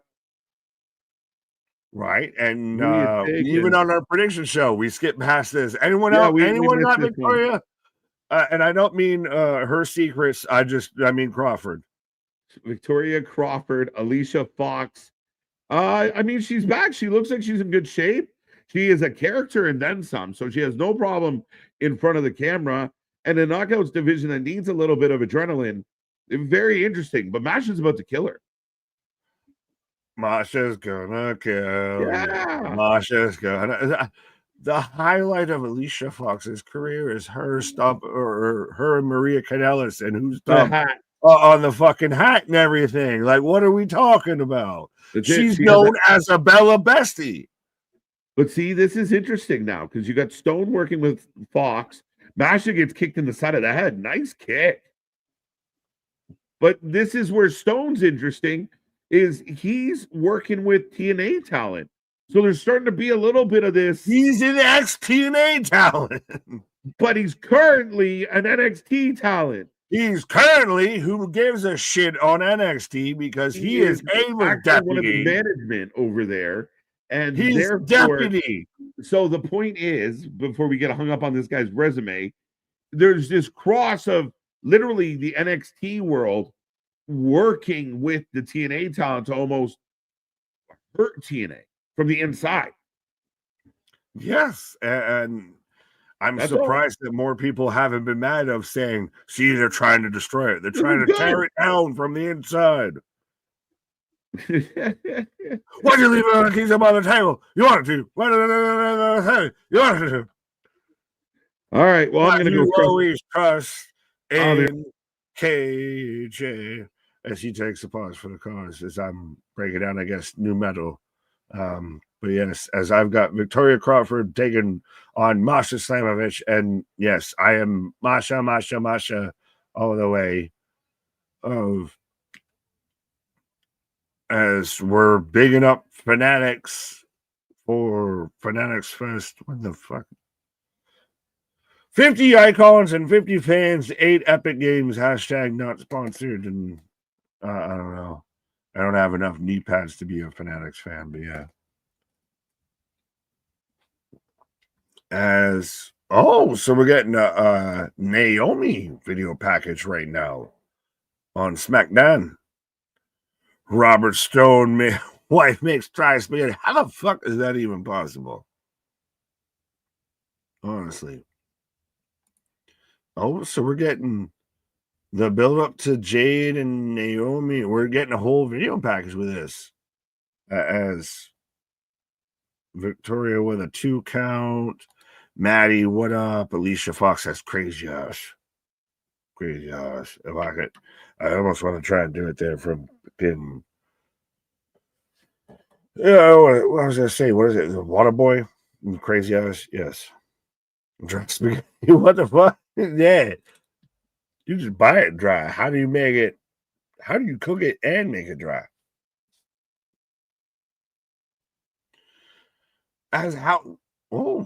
Nia Jackson in here, but how are we feeling about the Naomi heel turn? I still think that she might have been best suited of getting the initial win and maybe make Jade chase a little bit. This feels more like Naomi's a bit, desperado of still the obsession a little bit of one of those of I will do still whatever I can to take you down, but if she had a victory in this, it might help a bit. Next week, so that's the triple threat. Hey, so next week on SmackDown, and for as much as SmackDown has come under grief for a while of wouldn't advertise anything, anytime, Christ, almost even till the start of the show. But so next week, we're getting Naomi versus Nia Jax versus Jade Cargill. Winner gets Money in the Bank qualifying spot, as I've got Sasuke Nakamura coming out here right now. And I know he took the pause. I know they were doing everything, hot and heavy with him, and I wish they could have done more. Because this has worked so well, I think, with Nakamura, especially at this point now here, of him versus an AJ. That's why I love the idea of it, him versus a Malachi right now.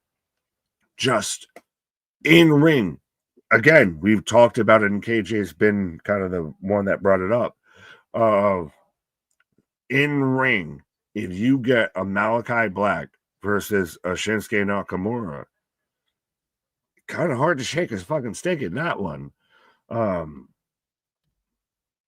But I still think that it could be interesting if Malachi goes towards the Money in the Bank. It'd be the last time he's been in a Money in the Bank since he's been thrown off Titan Towers trying to win it.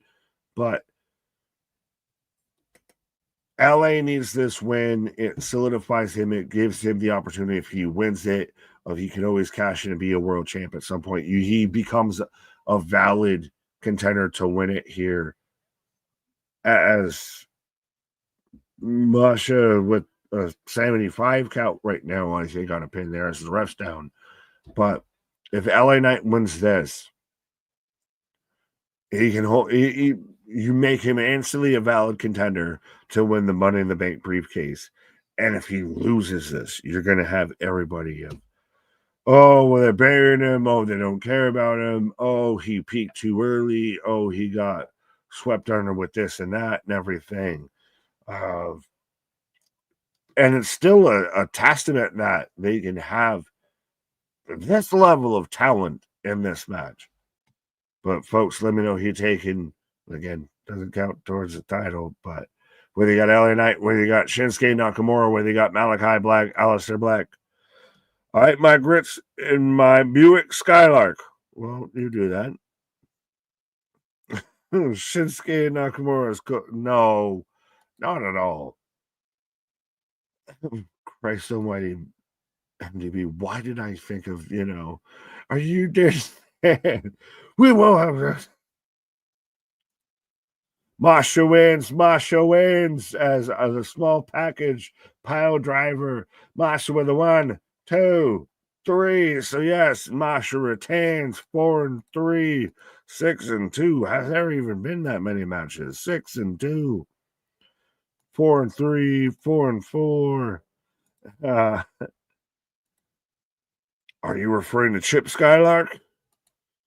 With shining teeth and me. Christian 5-3, Masha, Sean 6-2. But Masha cutting a promo right now. Does someone almost need to debut here? Because we've seen recent releases, Masha, especially now with Jordan Grace leaving, etc. The respectfully, the Knockouts division is a wee bit bare. So do we see any sort of someone cross the line, someone who may be on, a 30-day, a 90-day time limit here to start to show up? Please, DMD. Well, where does she's the greatest mystery right now, goddamn it, in pro wrestling. She's in the wetness in Con Protection program of where, if, when, how, and why would she show up? Does she show up in TNA? Does she show back up in AEW? Does she show up in WWE as lights out? As I got knees up, layingly. So we're back in the Mortal Kombat as we've got Malachi. Oh, going for the pop-up moonsault, but eats a superplex from LA Knight in the center of the ring as Shinsuke slides in here. Is that a faded metallic mint 1970 Buick Skylark with a white convertible top, Michelin tires, size 75 R14 or size R14? Did it have positive traction? Oh, Christ almighty. Now you're bringing me all the way into my cousin Vinny with your biological clock ticking and everything. But yes, no, as Indianapolis Jones, Zaywing Lee, what the fuck is she wearing? Like, why is she out here like the Snoop, the Scoop? Why is she hard on the presses? Indianapolis Jones. What the fuck is going on? Anthony, help me. Anthony, help me. Lei Ying Lee versus Masha. Yeah, but fine. But why is she dressed like Indianapolis Jones? That's my biggest question. I was expecting Katana to come out here, not fucking, you know, Shia LaBeouf trying to take over for Harrison Ford. Leave Yay Ling alone. I want some whatever Nick's on tonight. All the things. I'm on that secret stuff, that, secret Big Nick pack. You don't know about that. But how you want to know about that? Become a member. Like, share, subscribe, all of that. I can't make those marks without Pause Attraction, which was not available on a 96 Ford Buick Skylark. God, Big Dog, I love you, and I also hate you that you're making me like literally quote and reminisce entire fucking scenes from that movie. But anyways, as we're getting a replay of Trick's largely forgettable rap performance on NXT, and now we're getting Joe Hendry's. Why are they reporting this? Like, TNA, you work with WWE. Why when I turn to look at you showing this footage, does it look like I'm looking at a local News 11 Now broadcast? This past Tuesday, Trick Williams, hit a tornado kick on to Joe Henry. Like, you have the footage shown in HD. Robert Stone makes me sick. Why? Throw me the whip, throw me that. Oh, Christ almighty.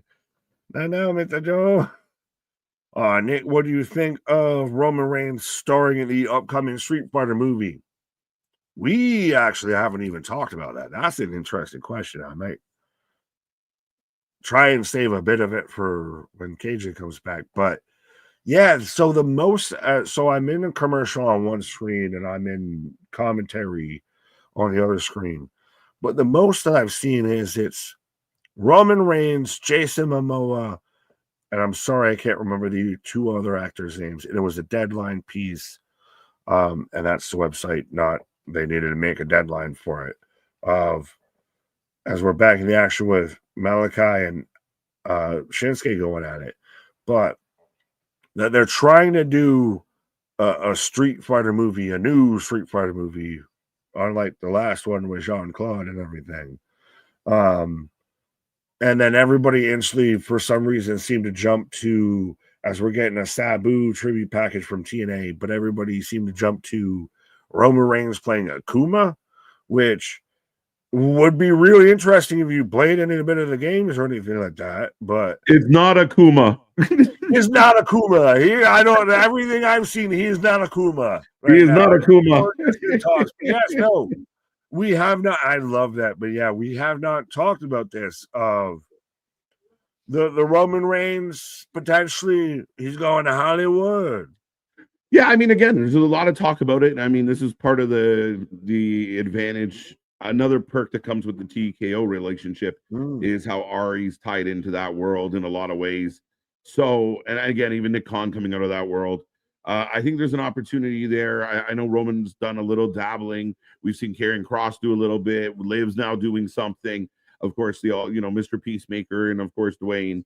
But yeah, I think this is going to be a common thing, and it's one of the advantages of getting on that platform. And Roman is winding down his wrestling career. He's been pretty open about that. Is it funny? Just on a side note, which by the way, TNA for me has a Sabu tribute package. Yes. We've got Malachi and Nakamura having at it. But is it funny? Liv Morgan gets a spot in a movie she can film in a week. Everyone's going to be dropping jaws and everything. No, it's unprecedented what she's doing. Roman Reigns out there. Jason Momoa, Street Fighter, like big property. Mom's the fucking word. No one's out there like, oh my God, can you believe this is amazing? Yeah. He's going to be the new Dwayne. And to be clear, it was talks. Like, this isn't something that's happened, right? Like, this isn't something that's actually, have been dialed in. It's preliminary. But all two of the three men are down. LA Knight is the only one standing right now, as TNA does a really nice tribute to Sabu. Again, T's and P's. And as soon as we know what's next, we will prompt everybody for that. But the one's up for Sabu. Right. Well, and it's super interesting to me that recently the whole Dark Side of the Ring episode came out about the Sheik and everything, and that's kind of the last thing that Sabu was really involved in, is him bigging up his uncle and everything. Like, I hate to talk about it if you're going to go out, but I mean, at least you went out, you at least crossed that finish line with that. Yeah, 100%. I mean, again, it's nowadays, especially, it feels too young. And again, I mean, the other side of that coin is for all the stuff that he put himself through. He has an amazing legacy that he left behind. People talking. I've heard some big. Oh wow, Kinshasa. Kinshasa. How much his style got ripped off when he kind of set the tone, even in the ECW days, where a lot of people mimicked him. So yeah, I mean, again, I will bet you can't watch a pro wrestling show. I would almost say nightly, but I'll say weekly, that doesn't have a Sabu influence on it. Yeah, again, yeah. I mean, in a lot of ways, and a lot of the wrestling we see nowadays with the high flying and the high spots, a guy like Sabu put a lot of that on the map. Right. As we've got, so it's Matt and not Jeff Hardy, Leon Slater, taking on the Nemeth Bros of the Nemeth. And I still said that. I said this yesterday, and I still stand by this. Leon Slater is about to be TNA's new Jeff Hardy. LA gets the win. There you LA go. gets the win. Maybe not the loudest of claps. But if he lost, Twitter would be in an uproar. And can't win. He's winning this match. Now there's the potential strongly that he could win it. Right. Like, even if it's not logistic, like if it's not like if they're not going to go that way, you still believe he could do it. Right. The Nemesis are coming out. Nemesis. As LA Knight celebrating his victory, folks. We got more coming your way. More action. We're in the back. Miz with Mello and his giant head necklace. What does everybody want? It's the Andre Memorial necklace. Oh, my. Yeah, 100% big ways. Oh, absolutely. Christ, AW, I think, wouldn't exist if it wasn't for a guy like Sabu. Yeah, I mean, again, yeah. I mean, so much of that style, and we see it where, I mean, I think they didn't take the full picture. They just took some of the video highlights. Let me copy your homework and make sure that it doesn't seem like I copied your homework. Right, exactly. Slightly different, but a view askew, if you will. Right, I like that. But folks, the show rolls on. I got the Miz giving Carmelo a little bit of a pep talk, and right now we are getting the TNA tag titles on the line. Yes. What pep talk is to be had? You've gotten your ass kicked 3 weeks ago. You've gotten your ass kicked the past 2 weeks. What pep talk is to be fucking had? So let's not go out there and eat a black mass. How about that? Yeah, avoid the foot. Avoid the foot. Right. Watch for the shoe. Tony Storm's giving a fucking pep talk here. We are Mellow Don't Miz. We are Mellow Don't Miz. And we are no. Trick, how about that? You can't get there fast enough to save your boy Mellow because he's about to become fucking Aaron Stevens and everything. He's about to become Damian Mizdow. Mellow Don't Miz.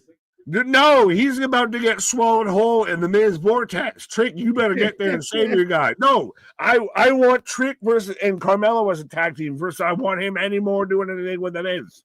Well, the Miz again helps get him that heel he is. We got Logan Paul They're No, setting up. this is Miz salvaging of like, I see you have a little bit of momentum. No. Like, let me just take this over here. I think Miz is a good hand, a guy they use in these positions because him working with Miz makes you hate Mello even more. No, it makes me forget Mello even more. Oh no, he's the Mello don't Miz. You can't forget that necklace. And that Mello don't Miz is great. He didn't have that necklace until he was fucking chained down with goddamn Mike Mizanin. Right? MDB thinks you're heading the wrong way with it. Well, I'm entitled to go fucking down the wrong way of traffic here. I already forgot Mello, so welcome to the club. There you go. So Boston with you. See, I'm gonna go find my head-on collision. I'll be right back. There you go. Nick going to get some golden head. But moving on, folks. Right now, we got Leon Slater in the ring with, I believe, Dolph Ziggler, Nick Nemeth, and we are 2 minutes away from the return of the action of SmackDown. We still have a tag title match coming up, which should be a hell of a match. LA Knight is qualified for the Money in the Bank. Julia qualified as well. Tag match going to be with Fraxium, the Street Profits. And yeah, more coming your way. Don't forget, we are back tomorrow. Tomorrow, Saturday night, it's going to be a good one as we get Saturday night main event. We will be here live for all the action. And speaking of the action, all the men, down go the Nemesis is this. Let us save you. Carmelo Yellow Hayes. Tell him, there you go. Call him out. Let him know. What's I'm busy right now. We'll explain later. How do you like the idea of Randy Orton opening up a can of whoop ass on Nick Aldis if he returns just to humiliate and embarrass him? Well, again, right now, Randy Orton's on the upside there. So, Christian, that becomes the dilemma is what does Aldis do in response? Does, will it take one more RKO to finally push Aldis over the top? Or, what type of response will this be? I don't think the ball is in Randy's court right now. I think the ball's in Nick's court. 3-5. So TNA keeping people off the scent tonight. That's pretty good. Nemeth, name this. Not name this. That's what we were trying to do earlier. I have an idea for what it could be, but I'm not going to say it here. My idea is hilarious. I have no doubt, bro. I have no doubt. 20 seconds away from the return of SmackDown. Right now, Matt Hardy working over Ryan Nemeth. I believe Ryan Nemeth still in litigation with AEW and several other people.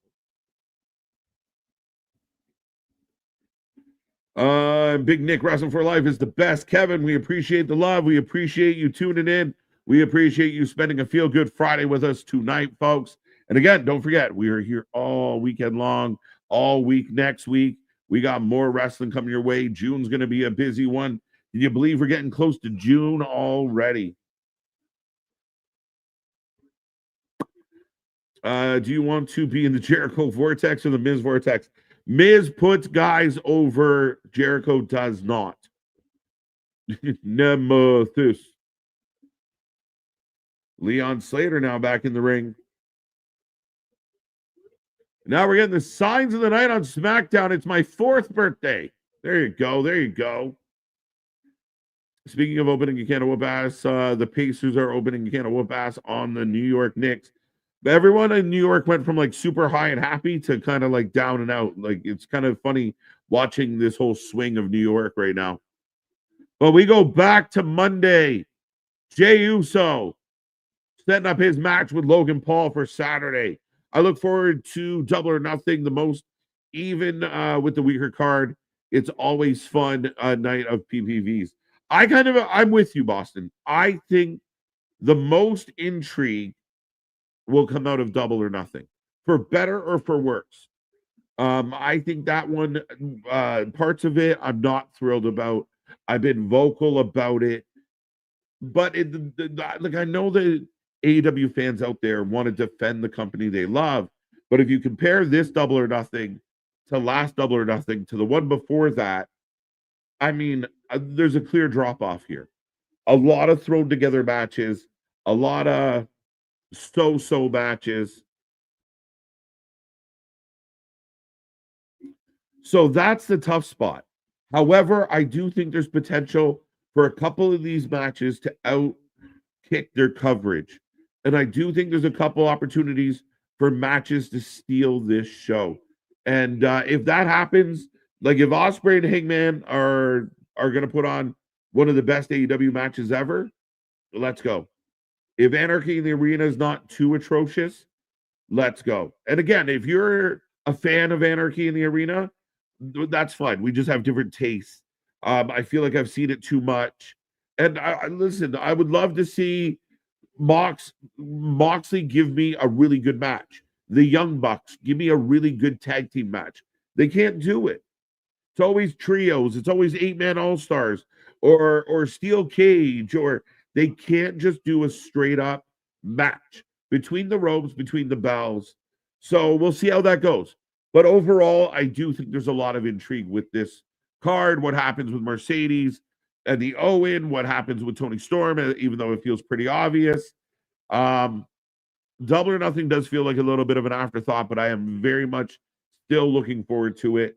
I think Battleground, I think start to finish on paper is the most solid of the cards we're getting.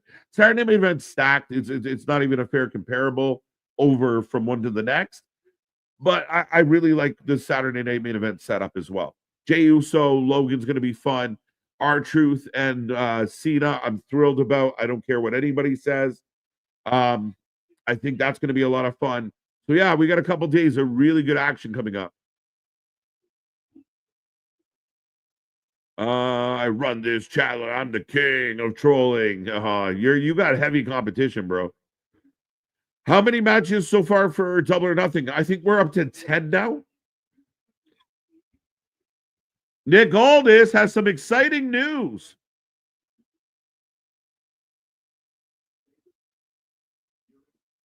Jacob, you're in. So the final triple threat qualifier. Interesting.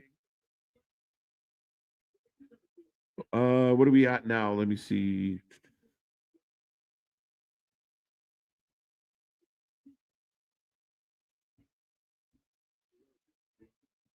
I love you, Solo. So interesting. There's going to be a triple threat. Fatu's in. So Fatu, JC Mateo as next week. But up next,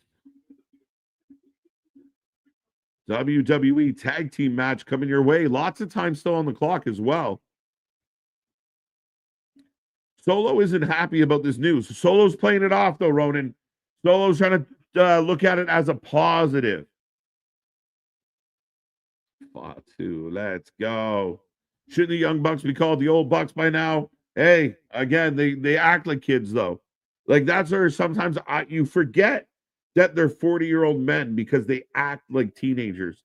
It's a really weird thing. And I don't even think, their wrestling gimmick is acting like teenagers. I think they generally have the mentality of teenagers. It's hard to watch. And I know somebody was trying to amp them up as the generational tag team. Give me some good tag team matches. Straight up, between the ropes, between the bell, make it work. Make it good. Make it strong. Zelina versus Chelsea got at it. Okay, nice. Should be fun. We'll see how that goes. There's a history there. We ain't saying that in 6 months. Solo is hilarious. LOL. Right? Let's go. Let's go. Oh, Leon blocks a DDT. So for those who are still watching TNA, back elbow by Leon Slater. The tag titles are on the line. So we're going to have 2 title matches going at the same time, folks. I'm surprised Nick Aldis is in a good mood, considering the chaos kicked off the show. Again, he's focused on business. Got to do what he got to do. So setting up more matches. 3-0 Oilers. Let's go Oilers. Absolutely, let's go Oilers. They should be called the again, what I struggle with is the idea that these guys, like, there are fans out there that think these guys are the best ever, and I just don't get it. As Matt Hardy working out Dolph, Mr. Nick Nemeth. Panthers winning the cup, March. Yeah, it could be. They look so strong. And I said, whoever came out of the Panther Leaf series was going all the way to the final and has a really good shot at winning it. It looks like we might get a Panther Oiler rematch. Can Oiler flip the script? We'll see. And I hate it. Marchand's an X factor. I hate it. I absolutely hate it. But we got chaos happening. Side effect on both brothers. I used to hate Marchand, but I love him now. Because, yeah, I guess so. I still hate him. Yeah, no shit, Bradley. No shit. Oilers almost came back from a 3-0 last year. So down for that cup final again. I think so. 110, 107. Pacers lead Knicks. Okay. Somebody made it sound like it was far worse than that. But we are about 20 seconds to the return of the action, folks. And right now, Matt Hardy goes for a twist of fate, knocks Ryan Nemeth off the apron. Eats a Faymaster for his efforts, though. Not going to lie, I'm scared of the Oilers. Oh, it's going to be a hell of a series, right? It really will be a good series.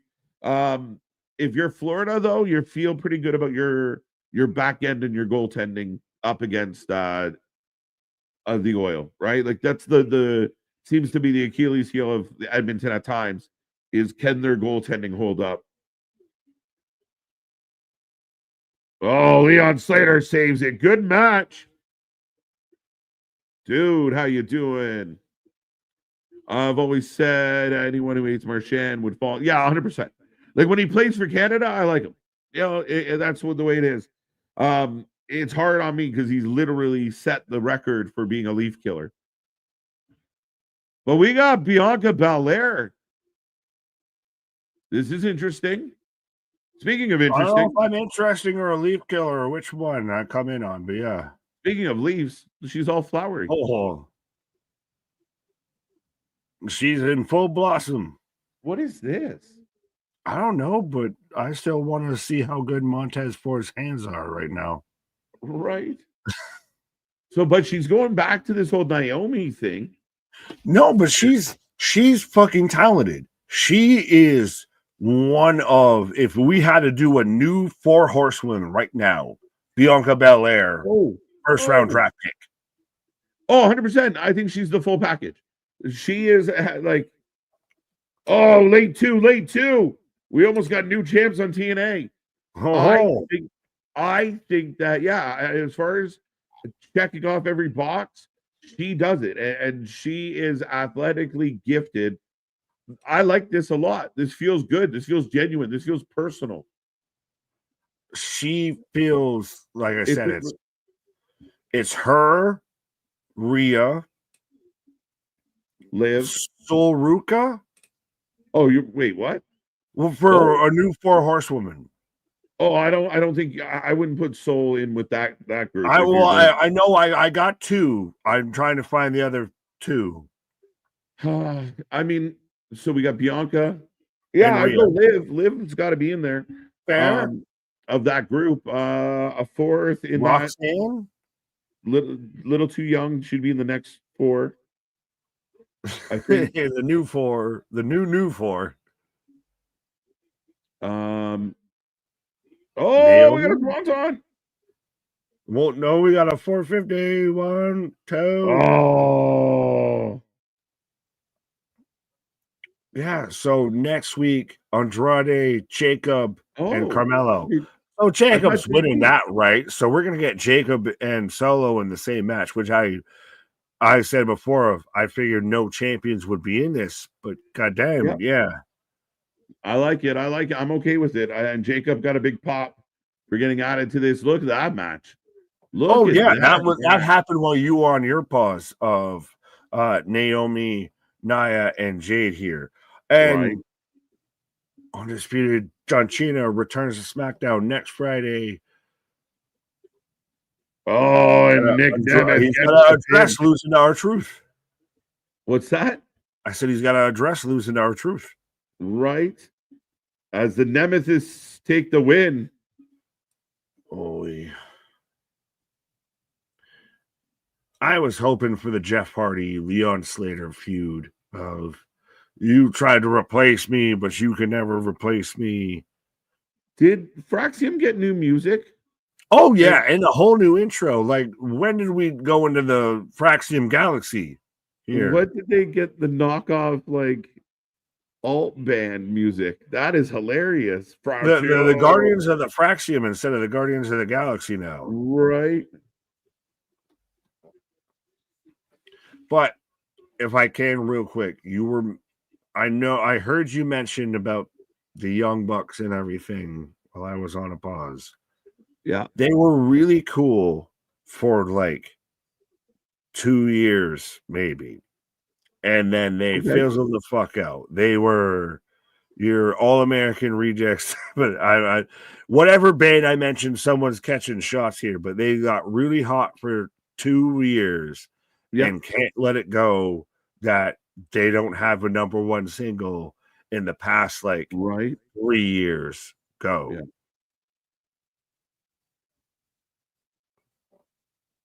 I like this. Street Profits coming out. And just to answer a question that was asked before, we are up to 10 matches for Double or Nothing. Stop, Tony. Stop right there. Don't do any more.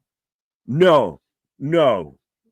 Yeah, and I don't like the matches they added, but one's a pre-show match, so I can't be too mad at it. The other is not a pre-show match, and it's ridiculous that it's on a pay-per-view. No, that is the in-between, the go-between between Anarchy and Arena. Maybe. That is catch the fuck all. That is a go to the bathroom match. But legitimately, and Nick, you and I have been here watching these shows for days upon days upon days, stream after stream, and we literally, again, have no reason to embellish. There is 2, maybe 3 pay-per-view quality matches on a 10-card pay-per-view. It blows my mind. Yeah, you're not wrong. Well, I was halfway of like, I mean, shocking.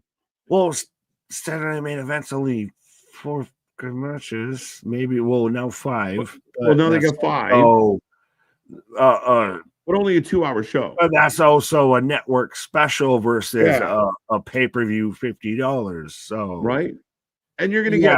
I give a shit about Anarchy in the Arena and the main event of Ospreay and Hangman, and even if that wasn't the main event, those are the only 2 matches I gave a shit about. Well, and I think Mina and Tony's probably going to be a good. I don't care. Tony's winning. Yeah, Tony's winning, slam dunk. I would argue that, as confident as I am in Mercedes winning, there is a slight chance she doesn't, but I doubt it because as far as marquee name value going into All In, you want Mercedes in that spot. There's a bigger chance that Mina wins, and that actually that's going to be a better match, but there's a bigger chance Mina wins, and then you get Mercedes versus Mina we rectify the New Japan strong feud. And that's if Tony does that, he's a mark upon marks. If you sacrifice Tony for all of that, but I think we're getting Mercedes versus the winner of the women's title, Jamie Hayter. I feel so bad for Jamie Hayter because she was the best women's wrestler they had, got hurt, got sidelined for eternity, comes back on a pre-show, and now she's Daphne with no Scooby-Doo in the gang. Yeah, I'm really shocked about it. And I'm really surprised. She's lost in the weeds. Like, that's the thing is she should be dominant, but I have no faith in her winning that match. Yeah, I agree with you. Well, I will let everyone know we are at Frankie Kazarian teaming up with Trick Williams to take on Joe Hendry and Elijah. So get in the chat. We also have the Street Profits and Fraxium going one-on-one. Remember, only the TNA predictions count towards the belt, so get them in before we close. And is this the last match for TNA? I was about to say, I think we're at the main event for both shows here. Let's go. I like that. So, Brucey bonus points just in your own head of how many how many guitars Elias breaks. Right. But so Street Profits, Fraxium. Do you have Profits? I got Profits. I have Fraxium. I think new champ. Okay, I'm with you. Main event spot. I like it. We were talking earlier about the women's tag. The men's side, especially on SmackDown, has done well as of late and giving them a main event match that cooks. Lots of time left on the clock. I hope this is a really good match, and I'm happy with whoever wins. I think this will be a fantastic match, especially because you're giving them time. And I think these are the best two tag teams in the past 3 years, 5 years. Yeah, in a lot of ways. So, yeah, I think it's a good opportunity. And again, it allows you to get people to buy into the tag team division a bit more. A really good main event match helps. Oh, absolutely. I mean, we've already seen the tag divisions fluff or nutted throughout this, but Street Profits versus Fraxium, these to me, at least within WWE, are the past 2 years, 3 years, 5 years. I don't want to say 10 years, but no, it might be a stretch. Yeah, right. But these are the two best tag teams that they've had consistently. Yeah, in a lot of ways. I mean, Fraxium caught fire and been outstanding. Street Profits have been great. I just don't feel like Street Profits have got a fair shake at times. And I do think that maybe the tag team division not being very strong, it hasn't helped them look strong. Well, they're more victim of the circumstance, because I was going to say, what else do they need to have a fair shake? They've been their current tag champs and everything. Yes. They've gotten a shake, but the thing is that they're more on a hotel buffet versus, filet mignon and everything. Like, they're a top tier tag team. They're just amongst right now, just not a well booked tag division. Exactly. I think that's definitely hindered them. Their new attitude, their new look, and again, having 5-6 teams we got side stories in the SmackDown tag team division. Oh, Nathan flies through. And then Fraxium. Axiom. God damn it. I always call him just the tag team name. Oh! As Street Profits, the favorite in this one, according to our chat. Fair. Well, retaining champs. Olay! Moonsault on the outside as Elijah coming out. Right, folks. Find another channel watching all the shows. We're just getting started. This is just Friday. Don't wait until Saturday, Sunday, Monday, Tuesday. Right, but wait, there's more. More. We are sitting at triple digits and likes on the channel on the stream tonight. We appreciate it. Thank you so much for that. But yeah, we're in the main event spot for 2 shows. I like it. Well, that's interesting that they're both literally, I guess it's a bit of how SmackDown's stayed at 3 hours and might be staying at 3 hours of they're running the same distance as a pay-per-view from TNA. And the only difference was TNA had a half-hour pre-show. Right. Yeah. Again, I don't mind it. Less is more sometimes. I actually think, though, there wasn't a lot of wow factor on the TNA card on paper. I really think that it was a really solid show tonight.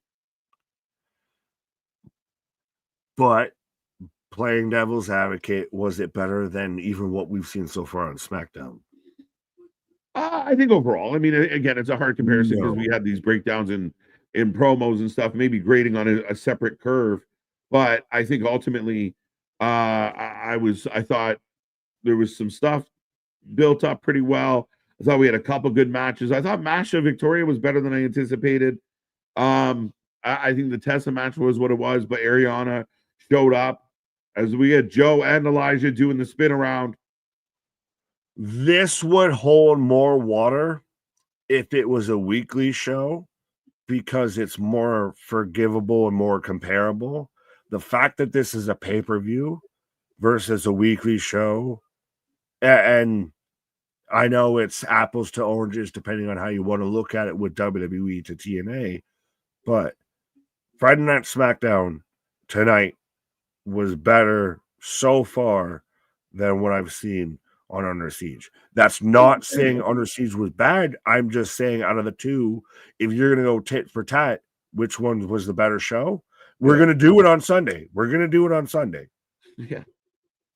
Joe Hendry versus Dexter Loomis. Book it. Oh, my buddy Sam. I want to see Sam Shaw back in the mix. What are you doing in my bedroom? Right? SmackDown is a good tag team. MCMG's been good. DIY's been good. Pretty Deadly's been underrated and decent. The tag team division is picking up. It takes time, and it takes even more time if you release a bunch of them. Well, but we're off and running. On SmackDown's good. The tag team division on Raw, it's flat. It's lacking. But ladies and gentlemen, we get the bell. Last call on predictions. Elijah kicking this one off against Frankie. Yeah, well, this really boils down to, I know it's not for exactly an advantage, but who gets the advantage of who gets the upper hand, who gets a win here to when it comes to Battleground. What? Autocorrect sent out projections closed. Yes, project your astral plane out there 100%. If you've got Zaya Brookside, whether it's a Z or an X, let us know. But yes. Right. Yeah, so there you go, folks. Projections are closed. Good luck to everybody. And we'll have you ever had one of those at-home projectors just going on a we're just salvage this. We're going on a tangent. Right. Well, no, I've done one of those. It might have fallen off the back of a truck and everything like that, but you hook up an Xbox to that and you get a nice, you got an apartment, you got a white, painted wall and everything, and all of a sudden you're playing in, 78 by 78 instead of, whatever in fatback TV you got. Absolutely. As we got two tag matches rolling, folks. Elijah coming down from the top, and right now the Street Profits working on A-Kid. Right. Jeff Jarrett retire yet? I think he did. They're going to give him a match at All In. Out of nowhere, Jeff Jarrett gets a match at All In. Versus Dustin. Oh, no. No, I don't know. Oh, no. That's not what the fuck else match makes sense. I think Dustin should win the Ring of Honor World title at All In. Who the fuck is the Ring of Honor World Champion? Bandito! No. I think, yes. Well, no, I'm saying Jericho comes back. Gringo, no. As Axiom with a DDT, we'll get into all of that, but so you have the Street Profits on SmackDown. Who do you have? Henry versus Trick and Co. I'm going Joe wins tonight. Trick wins. Oh, no. I'm going the other way around. Trick wins tonight. Joe wins on Sunday. I am the antithesis of you. Yeah. Across the board, actually. Yeah. I have Sling Blade from Nathan Frazier. I have Fraxim winning on Friday tonight. Standing Shooting Star or Standing Moonsault. And I have Henry and Elijah winning tonight and Trick winning tomorrow. There you go. Monday. Oh, Nathan up and over. Again, lots going on. We're watching all the wrestling, folks. Well, not all, but we're watching a lot of it. As much as we can. Right. The crowd are deafening for this main event. I barely can hear myself think. The excitement is through the roof. I'm again kind of like earlier. They kind of go through ebbs and flows, AJ. Where right now they're kind of watching it out. They are pretty quiet. Again, I almost have to ask which show. I think we're talking about SmackDown. Brampton's going pretty good right now with the main event here. Joe, Elijah, 2 fan favorites. Tricks here.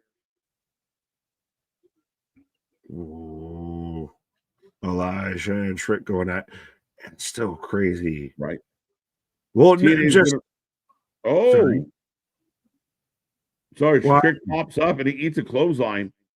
TNA has been around longer than ECW and WCW combined. Yes. No, I don't. Would it? No. Depends on how we look at WCW because their history went way back, right? And they dialed in. They were tuned in with part of the NWA as well. Definitely longer than ECW for sure. I mean, I think if you're referring to like the Bischoff WCW, yeah. Short answer to a long question, no. Oh, Elijah getting caught as we are in commercial break. For some of you out there, Frazier in the electric chair position on Dawkins' shoulders. I would say though that this is still impressive to me from TNA because for the longest time TNA was the joke. It was the butt of the wrestling world a bit, and now it's out there in puncher's contention, is with an arm's reach of being number 2 wrestling promotion globally. Yeah, I mean it's real close at times, and I think we talked about it a couple weeks ago on the Rumble. That if they can land a TV deal, I mean, if they can get something similar to what they have in Canada, in the US, I mean, now we're really talking about it. Their ticket sales are not that far off of each other's. Their growth is good. They're bringing in good talent, bringing in Elijah recently. Joe's over, even if he's on his way out. We see their knockouts division replenishing. Do they go to the CW? I don't want to wait. Right. For my wrestling to be over. As right now, Dawkins in control of A-Kid again. Oh, no. Yeah, that's A-Kid. Montez taking the tag. Fair enough. I got Crenapple commercials. There you go. KJ trying to give a thoughtful answer, and Nick cuts him off and says, no. All right. Do you want to finish your thoughtful answer that I cut you off on? Oh, I say you summed it up very kindly. I set it up in 2 letters. No. 2 letters, 1 answer. Right. No. It's late, KJ. Enough. But Joe and Elijah on the apron. Right. Crowd is amped. Look at the TNA crowd's better than the WWE crowd right now. Oh, getting Joe Hendry just cannonball. Oh, Frankie and Trick not getting along. Well, come see, come saw. 2 assholes in a pair don't make a pod. KJ and Nick, what do you think about the interview with Scorpio Sky? I honestly don't know a lot of this interview. Do you? I have not seen this. I have not heard about this. Mm-hmm. Ask us again tomorrow. We'll see if we catch up. I still won't know. Yeah, probably not. I read a thing today. I didn't realize, but Paul White, the Big Show, is still under AEW contract. And I love the quote of, and he thinks everything's great or like going well or whatever it was. No shit. I like my supplemental fucking paycheck that's popping in here. Right. Oh, I love my boss. Everything's great. I haven't been to work in 3 years and I'm getting banged. Facts. This man thought WCW was a fucking easy ride. And wait, there's more. People like, oh, see, this shows. No, it shows people aren't dumb. Guys collecting a mint from Tony Khan. And we haven't, when was the last thing I even knew he did related to wrestling was Jericho's Cruise. Well, even if he ain't collecting a mint, I'm collecting a fucking paycheck. My country's about here to shut down anyway. You could get a supplemental fucking income. And this man just got Tony Khan on the linchpin here. I want to know how many wrestlers, especially veteran wrestlers, that when they got their offer from Tony Khan, like looked at a friend and started chuckling, like, fucking kidding me? I want to know. There's got to be a high percentage. You got busted open. You're free of your deal. Let us know. Right? I just pick Mark Henry, like looking at Bully and being like, shit, bro. Like, just nudging him. I'm like, you might want to stop being don't want to mean. be over here. Right? You might want to stop being mean to that Tony guy. This is Right? pretty. What will you be doing? Well, nothing, I think they call it. Oh, well, tandem. we had Elias doing the old schools. Road Dogg is jealous of TK right now because if it was up to him, he'd stretch this show to overtime as well, pal. I thought you were going to say he was jealous of TK because his tag team partner's getting that TK money and he ain't. Yeah, he might be jealous of Billy. Like, yeah, I make half of what Billy makes. Yeah, I make half of what Billy makes. I work my ass off. Triple H treats me like shit. I'm always getting yelled at. This man got how much just on the residuals from the Sesame Timbers, merch and everything? It's crazy. Discus clothesline or kick, actually, from Trigg. Does Charles Robinson ever age? I mean, wow. No, it's insane. He looks identical. I will never retire. Right? He's little Nate. Oh, blind tag. Montez being hooked. But Axiom is the legal man. Well, I got suplex into a super kick. Super kick, yep. 1, 2, dos amigos. I like the suplex super kick combo. Good looking move. Well, Fraxium works so well as like a cruiser tag, as they are the junior heavyweights. If you're going to go New Japan style, oh, 100%. Again, I think we're going to see a lot more of it, Nick. And again, we see kind of the size difference. That is the SmackDown tag division for sure. Yeah. Oh my God! Dawkins, pop that man. Stop him in motion. Stinky roll up. 1, 2. Big kick out. Step up in Match is heating up. 3 minutes on the clock. Sorry, Trigg, but just like your rap segment, no one gives a shit. What's up, Dave? He's not here. Super blockbuster. To Fraxium 1, 2. Frazier! Oh, he barely made it. He barely made it to break it up. He came in like a tumbling wrecking ball. Let's go. He might have fumbled, but he got there in the end. You are just tuning in. Where have you been? But no, we got 2 tag match main events happening at the same time. Under Siege and SmackDown. Fraxium and Street Profits are cooking right now. And Joe with Elijah up against Frankie and Trick is starting to heat up.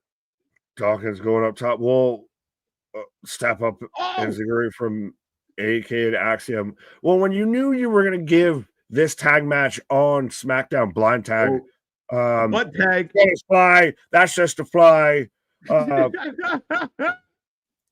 Fraxium, Phoenix Splash. No way, we're gonna get new chances. When you give them 20 minutes, you're gonna get them forward.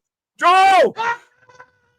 And then Axiom just took out forward and all that. Murdered him. When you're gonna give them this time, you're gonna let them cook, let them simmer, saute. Hey, what do you say? Yeah, and it is how you build this tag team up. And again, I don't think that the WWE gets enough love for the matches they put on at times. This is one of the best matches of the week. Yeah, well, I was trying to think of the best comparable I can say right now a bit of it's like when like the Brady Patriots would play actual good football. Yeah. And you just always figure, well, it's fucking Brady. Candice coming back in this group as a Motor City. Hey! But WWE doesn't get the credit because it's like you expect them to be good. So when they play good ball, you don't respect good ball. Yeah, it's just they're known. Well, they got fucking Tom Brady, they got Belichick. So why the fuck do you expect them to fucking blow people out? Down goes Axiom. No one else can do that to where this man is jumping clean over the ring post. Oh, no. Dawkins. Sky high. Spinebuster. Sky high. D'Lo, he's got to do the head shake after he hits that move. No, he has to wear a chest protector. Yeah, Dawkins with a chest protector. Match is cooking. Oh, tagging the Ford. The Joe Hendry does have. Oh, let's out! Let's out! Catching flies. No. Looking freedom. Could this be? What? Six? I fucking told you. No. And even Montez, and no one apache, a fear, spirit, a sante. They're back. And the whole crowd, silence literally rings through. Loomis just hooks off, and they're just decimating everybody, but the whole crowd silent because holy shit. Let's go. It's Nikki and Candace. Hey, I see you.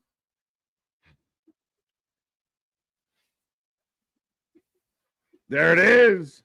I don't love it, but the springboard clothesline. Why am I having a stroke with this crowd? Holy. Wyatt Six are back in the building, folks, and they are taking out your top tag teams. Let's go. Better chaotic ending to a show, Dynamite or this? I forgot that TNA was happening for a minute here, but yeah. Oh, Dynamite's was chaos. This is awesome. As they're just feeding, they're not done. Gargano's going to eat his sister Abigail. And again, let's go. Apropos on Bray's birthday and everything. Catching flies. I'm pumped. I am sports entertained. I am fully sports entertained. Again, we feel like, oh, maybe they're done. Maybe they're not going to figure this out. And then they pop up. The arena goes banana sandwich. They start chanting, holy shit. And there's chaos. And I'm excited again. And they're playing his music and everything. They go off with Bray's music. And there's a birthday cake. Oh, my. Oh. Yo. I just noticed, that got me misty-eyed at the very end of that. When I realized that was the birthday cake and everything. That's nice. That's beyond nice. And for that to happen there when you're already having a fantastic match. And then, hey, the other team feels like they could kind of lose this. How do we get out of this? Unexpected. We didn't exactly expect them to mess with the tag teams, but if you have like Gacy and Dexter teaming up to go after tag team gold, that's not a bad shout.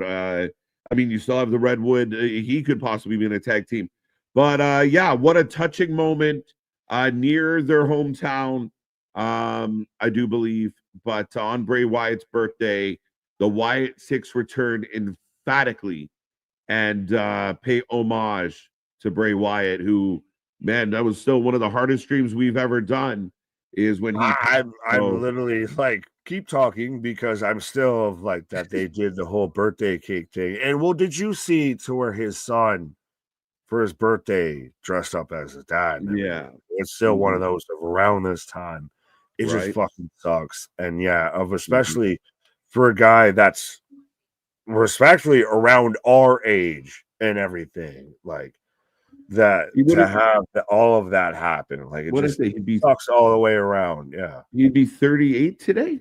Yes, 38? Sir. That's it's heartbreaking because it just always leaves that mystery of what could have been. Right, life seems so unfair at times, and that's one of those times that it really felt super unfair. I think a guy that had so much to offer the world, but not to get overly sentimental, folks. SmackDown was solid. We will take your rating out of 10 for SmackDown. I will remind everybody who's tuning in right now, we are still watching the TNA Under Siege main event. Elijah has Kazarian up for a tombstone, nails it, and the Wyatt Six have returned. They pay homage to Bray Wyatt on his birthday as Trick Williams breaks up a 2 count. as I said it before, and I'll say it again, if there is a show that has been more under siege, I think when it comes to this weekend, it is apropos that it is under siege because, like you even said, I forgot TNA was the thing for a minute there, right? Like, I don't know what you want to give SmackDown tonight, what you want to rate it, folks. You can let us know.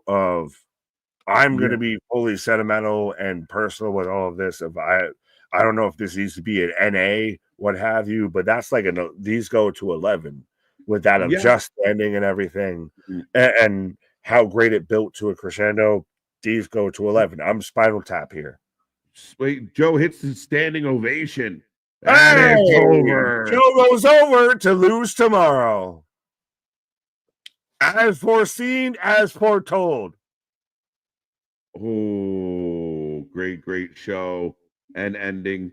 It was a good show. I was going to give it pretty high marks. I don't know if I'm pushing it to 11. I mean, this is a solid 9 for sure. I think I was going to give it an 8. I'll give it a full point up.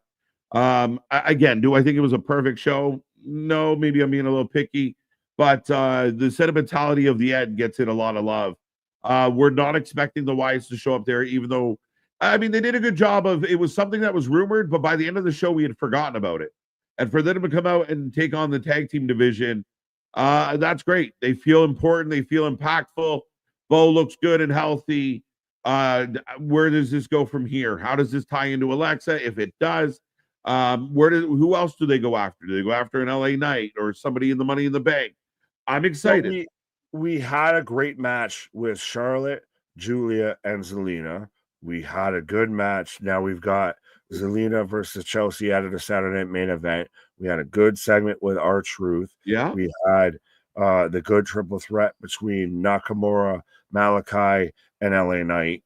Yeah. And then we had a fantastic tag match that got cut off by the Wyatt Six finally showing back up. And again, to me, that ending, and especially when I realized it was a fucking birthday cake and everything. Like that's again, this is personal opinion. That's allowed, man. You're allowed. You're right. No, I'm telling you, that's why it's an 11 versus anything. Yeah. Yeah, no, I think that's fair, man. That's fair. And it was a solid show beyond that. Like, that's not just personality, like, that segment carried the end of it. It was a good show. Yeah, and again, I like the fact that they did this. Like the main event was a good main event, and then stuff happened. Yes. It wasn't just, waiting for the stuff to happen. I thought it was a really good match, really high spots. We talk about the strength of the SmackDown tag team division. You see teams like DIY and MCMG get involved. And then the big surprise, the big hook at the end. We've been waiting for something. Now the job of Triple H and company is make it matter. Make them matter. Don't lose momentum. Don't underbook them. Get them in there. Get them in shit. And tonight was a great start. But to your point, the cherry on the top of it all is, they come together. That old familiar music is playing. And there's the cake with the candle in honor of Bray. To me, amazing. Goosebumps. Goose pimple. You bald bitch, you come out here with this same shit all the time. But yeah, no, and it was a fantastic show. Yes. Through and through.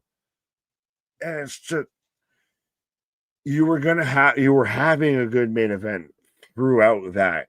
And we even started off the whole stream of this has been rumored, and how fitting would it be because it's Bray's birthday and everything. But again, don't be mad if they don't do what you do. And by God, they did what we thought they would do. And so I got to give them points for that. And like I just to add to that, I do think they did a good job of making us forget that we had thought that at the beginning, right? Like, no, we were watching Street Profits, and then you see MCMG and stuff. I don't think anyone was sitting there going like, "This is the time the Wyatts show up." So you know what this needs? Some Wyatts, right? So the lights out, we pop, we think we know who it is, and sure enough, that's who it is. So yeah, I think for my money, a hell of a show. I think it was a 9. Jose gave it a 9. I know you're giving it an 11. I love that. 9 out of 10 as well. 10 from Alex. Cake and candle for Bray, 100%. T's and P's. Wyatt 6 is back. Let's go. Again, I know people like to be critical, but then you see that natural response. The chat blows up, the crowd in the building blows up. Now, there's still people online that are going to try to convince you it's shit, but look at the reactions. Yeah, but this still carries the weight of and then what? And then what? Right? Yeah, you got the point. You absolutely. Wait, did Keith? Yeah, technically, I think Keith Sweat wins. I thought that's what you were popping about. I didn't even know what I was saying. I just saw you looking at this and popping off. It made me laugh. I'm like, did Keith Sweat? Did nobody actually get the W there? Nobody got DQ'd because it was just chaos. Technically, well, did they have a decision announced before just imprisoning me? Yeah, shit shut down, bro. 8.5 out of 10. Follow the buzzards. Follow us. Follow the buzzards. And again, beautiful tribute to Bray. Again, just subtle, not a big thing, but overall, a really good main event. Like you said, I thought we got good matches here. We got good segments on the show. A couple things. I'm very intrigued. Yeah, I mean, little things I didn't expect. Mishin and B Fab seem to have found a groove with each other. Where does that go? Where does any of this go? And considering we were kind of back and forth between two shows, I mean, you guys can give your rating for Under Siege as well. Under Siege, you sunk my battleship, I think, with this. Respectfully, I don't know what to give it. I don't know how much it was very much the background player of SmackDown was good, even beyond with the feed your head and all that at the end. It was a good show, regardless, even for being 3 hours. It was still arguably one of the better WWE shows this week. So Honor Siege, that's really almost the NA. My rating is you sunk my battleship. I'll give it a 7.5. I'll give it a decent score, 7.5. Solid. It was a B-level pay-per-view. Main event was kind of fun, but yes, a little overshadowed by what we're doing here. But ultimately, a good show, a quality show. Some real fun stuff mixed in. Didn't much care about the World Tag Title match, but it wasn't a bad match.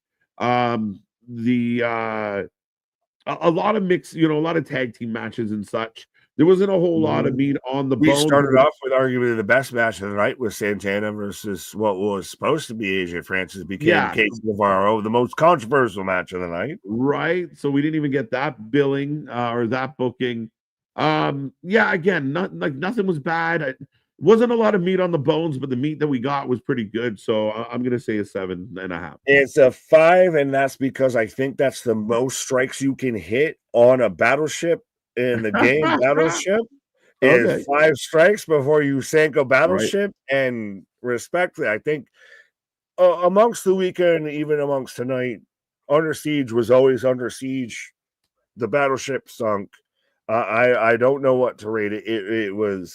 It is the most indifferent show of the 4 shows we're going to watch in the next 72 hours. Very much so. 9 out of 10, 9 out of 10, 9 out of 10, dude. Oh, I forgot to read Christians. I'm sorry. I gave it a 10. SmackDown was Living Vida Loca. Damian Priest and Drew McIntyre. I really like this. I know Nick's not a fan, but even the way they brawled tonight really got me excited for their cage match tomorrow. Chelsea Green and her friends, the Wyatt 6 setup. A high set returns set. He just started running out of words. Jeez, he just started running out of words. Right, running out of air. 10 out of 10. Okay, Trick may win on. I got you, Anthony. Oh, right. Shit. What does that look like? 9 out of 10. 7 and 3. Again, the prediction title will be on the line tomorrow for Saturday main event. That one's going to be a tiebreaker one. So make sure you get in the chat quick and early and often for that battle tomorrow night. The crowd seems to want tables. 2 wrestling shows tonight. 2 wrestling shows crowds chanted for "We want tables" the minute there was a no DQ put in the match. Well, Do you want butter when you want toast? Like when you have Right? toast, you want pepper with your egg. Cena Like might be a little it's more than kind of butter. come see, come saw, my guy. Pause. Wyatt's back. I give it a 10. Got that one. 9 out of 10 for both shows. Fair enough. Chicken zits. I don't know what that is. What I don't know, but let's take a minute to embrace that right now. Everybody can theoretically claim that they are the predictions champion right now. Right. For the time being, everyone, even you out there in the mausoleum, you are the predictions champion right now. Right. 9 out of 10. 5 out of 10. 9 out of 10. The Wyatt 6 is back, baby. Nick's lost, even better.